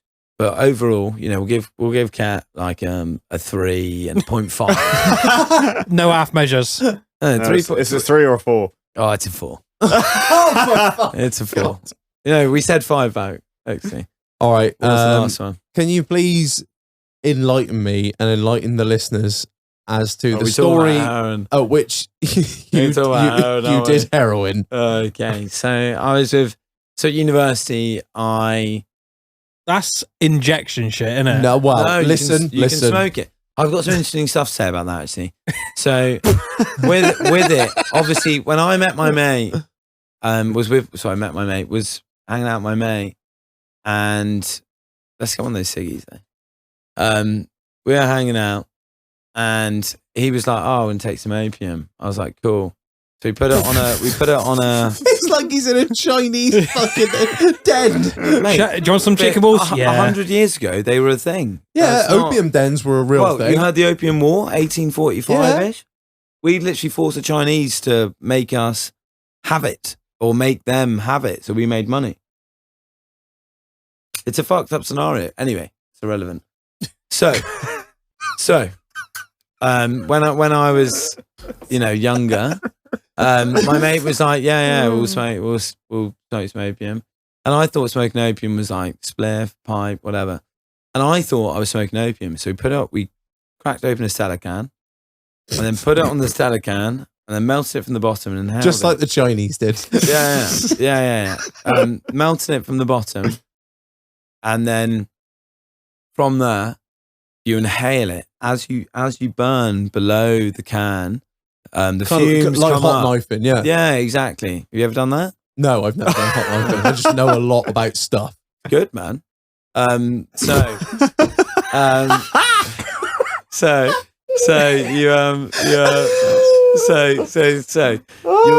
have it below the can, and then you inhale the fumes. And like one night I did it, and I fell asleep in around 10 minutes. I was like, "This is sick." I was like, it feels like 400 spliffs at about once. And I just fall asleep. So I usually fall asleep on any drug if it's good. I'm falling asleep. I'm going to fall asleep nice. And then the next night I go see him. He's like, we should do that again. I was like, okay, cool. 2 years later, I speak to someone about it. They're like, you smoked heroin, buddy. And I was like, oh, shit. And I was like, I didn't fucking know that. It just blew my mind. I was like, oh, I saw I was smoking opium. And yes, I just smoked heroin without even knowing it. You have to understand that you're not in the 1800s anymore. No one smokes opium. Do you know anyone that smokes pure opium? No, but you can smoke opium. I've done opium as well. Oh, for fuck's sake. And there's You're going to run out of card in a minute. There's a few different ways you can do it. Like one way, which is quite interesting. A poppy, right? Yeah. You can like make it bleed. So yeah, you slash the edge of the poppy seed and the poppy stem, and it bleeds out the fucking. Well, not the stem, the bulb. That's the bulb. Sorry, I've seen it on Narcos. The milky white liquid. And you put that on a teaspoon, melt that from underneath. Same shit. but it's like white. It's like a different milky color. consistency. Heroin's like fucking brown and kind of dark, and it's been like synthesized. But yeah, and opium's a lot more pure and a lot more light. Like, you're not going to go to sleep. It just sort of chills you out. But for me, heroin, like I fall asleep on anything, so like that just sent me to sleep. But like what I found out from some older peers of mine was that back in the day, like in the 90s, a lot of people, like after a party, like now, we'll just smoke some spliffs and chill out. For them, it was just like, we'll just smoke some heroin and chill out. Not uncommon. Like, you'd be surprised. It's fucking not uncommon at all. And people are like our parents' age, like that's what they do. It was like, yeah, we'll smoke some heroin. Sound. And no one would get addicted. It's like sound. There might be the odd guys, like, you know, fully for it, but it wasn't uncommon at all. But for me, it's a 5. The thing is, I wouldn't do it again. I think for me, I said to myself, one and done. I said to myself, well, twice. I said to myself, I would do drugs. Obviously, I'm here with you, sat with you boys. I'm you know, got my head together. But like, I'm not going to fucking do drugs and be addicted. Like, that's something I said to myself when I was a kid. I was like, I'm going to do them, experience them, and not take it further. And that's it, and move on from there. Yeah, exactly, man. You learn from it. And obviously, it's probably affected me in certain ways. It made me who I am. But like, I'm not going to fucking turn into someone who's addicted to something. I personally don't have an addictive personality for most cases. Obviously, I like smoking fags, drinking beers, but I suppose that's PG, whatever you want to call it. Yeah. Like, we all do it, right? That's it. It's socially acceptable. Yeah. But I suppose that's probably the full drug round, isn't it? I think that's it. I think I cannot physically think of any more. Well, there's methadone, or MCAT. cat piss, that stuff. Don't do it, kids. Don't do Can that. you still get it anymore? Yeah, you can get it, mate. When we were kids, when we were like 16, and we Yeah, were it going was out, legal, wasn't it? Yeah. get it, £3 a gram. When it went to about a tenner maximum, and you could buy it, it was a plant fertilizer. Yeah, for a that's what while. it was, They yeah. like blagged the system, and you could get that super cheap shards. And I had a friend that we all know, which I won't mention his name, got fucking stomach ulcers. Can't touch it again. Fuck. Fucked. Someone that you know, well, we know very closely, and yeah, that shit gets you high. But yeah, what I'd say after all this conversation is be very careful about what you do. I think it's a very informative evening we've had here. I appreciate your knowledge and your wisdom and your experiences. It's all hearsay, of course. Yeah. And always remember, don't touch drugs, kids. Don't do anything illegal. We're 100% legit here. I want you to retell one more story before you go. Oh, I know this one. Yeah. And it's about the poem and the hole. Oh, so I've got 2 friends who went to the Sahara Desert to do some volunteering, and they're doing some volunteering, and their job was to dig a hole for a well, and they were digging this hole, and they were like going for it. They're both like, you know, strong lads doing their stuff. They're both like 6 foot plus doing their shit. And then they're drinking like 5 liters of water a day and not pissing. Like, it's fucking hot. It's like 50 degrees. Super hot. And then one of them just starts reciting this poem. And he's reciting this poem. I need to find out what it is. I still haven't. I saw him at Glastonbury. I should have fucking got it before I came. Would have been class. But yeah, didn't recite. I don't know the poem. But he was reciting this poem, and it turned the other one fucking mad. Like, it turned the other guy mad because he was like, stop saying the fucking poem. Just over and over again. Over and over again. Just like reciting it. Just like, yeah, keep going, keep going. And he just kept going with it. And the other guy was like, stop doing it. So whenever he recites the poem, that guy just clicked and started running. And he's just scared as fuck. Just like, because he was there just like shaking his head, just in a in a hole in the desert. Yeah, just in a state of disarray. Just like, oh, I fucking can't deal with it. So he just kept saying this poem, and his mate was there, just like shaking in the bottom of this like 10-meter hole. In the Sahara Desert, 50 degrees. Like, oh man. Stop saying the words! Stop saying the words! That heat will make you do some crazy shit. Oh man, fuck me. Have you been hot? Yes. When we're hot? Yeah. 35 degrees. I chose to get really coked up one of those days. It was stupid. I had 5 cold showers. It was You horrible. have to tell me who it is and find out who the poem is. So when I first meet him, I can just stop Yeah. saying the poem. Stop saying the poem. I cannot wait. Oh, fucking hell. Well, Lanky, I really appreciate you joining us on this one. And Mule, also thank you so much for recounting your near-death I'm glad you didn't die. I'm really glad you didn't die. Thank you for Yeah. recounting your near-death experiences. I didn't recount that many, but that's cool for next time. Oh mate, it's been fucking brilliant. Just a quick shout out before we fuck off to the fucking absolute legends that have sent us some wild shit from our Amazon wish list, which we started for a laugh. So quick roll through them. Shout out to Carol for the scampi fries and the and my costume that I'm yet to wear. Shout out to Bones ___ 227 for the hog lumps. Shout out to Matty Pickford for the fezzes. Shout out to Gav Pierce for both of the T-Rex costumes that you've seen on Instagram. Shout out to Zach Willis for the peanuts. Dirty Diesel for the yard glass. And we don't know who sent us the sea monkeys. So whoever sent us the sea monkeys. Have you killed a him sea yet? monkey? The sea monkeys. Oh, Remember, like the little fucking sea monkeys. Remember when you were a kid? Like sea Well, the ones monkeys? that like hang around, like In the little fucking plastic like thing. Oh, and massive shout out to Digger for the purebred idiot hot sauce roulette, which is to come on another episode at some point when we have the right people who can handle heat. So thank you guys. If you want to buy us anything off our mental Amazon wish list, the link is in our bio and also in the episode description. I've had enough to drink. Hold tight remix. Yeah, if you want to see us do some fucking crazy shit. And finally, massive shout out to our sponsor, Orly Fox. If you run a small business or if you run a large business, it doesn't really matter. If you can hit them up, they are a fantastic accountancy firm. They will help you save money on fucking tax, save money on your accountancy fees. They will beat your current fucking bill by 15% only for listeners of this podcast. So that is www.orlyfox.co.uk, and you can also find them on the socials at orlyfox. Get in touch with them. Links in the description, links in the bio, links just about everywhere you can find it.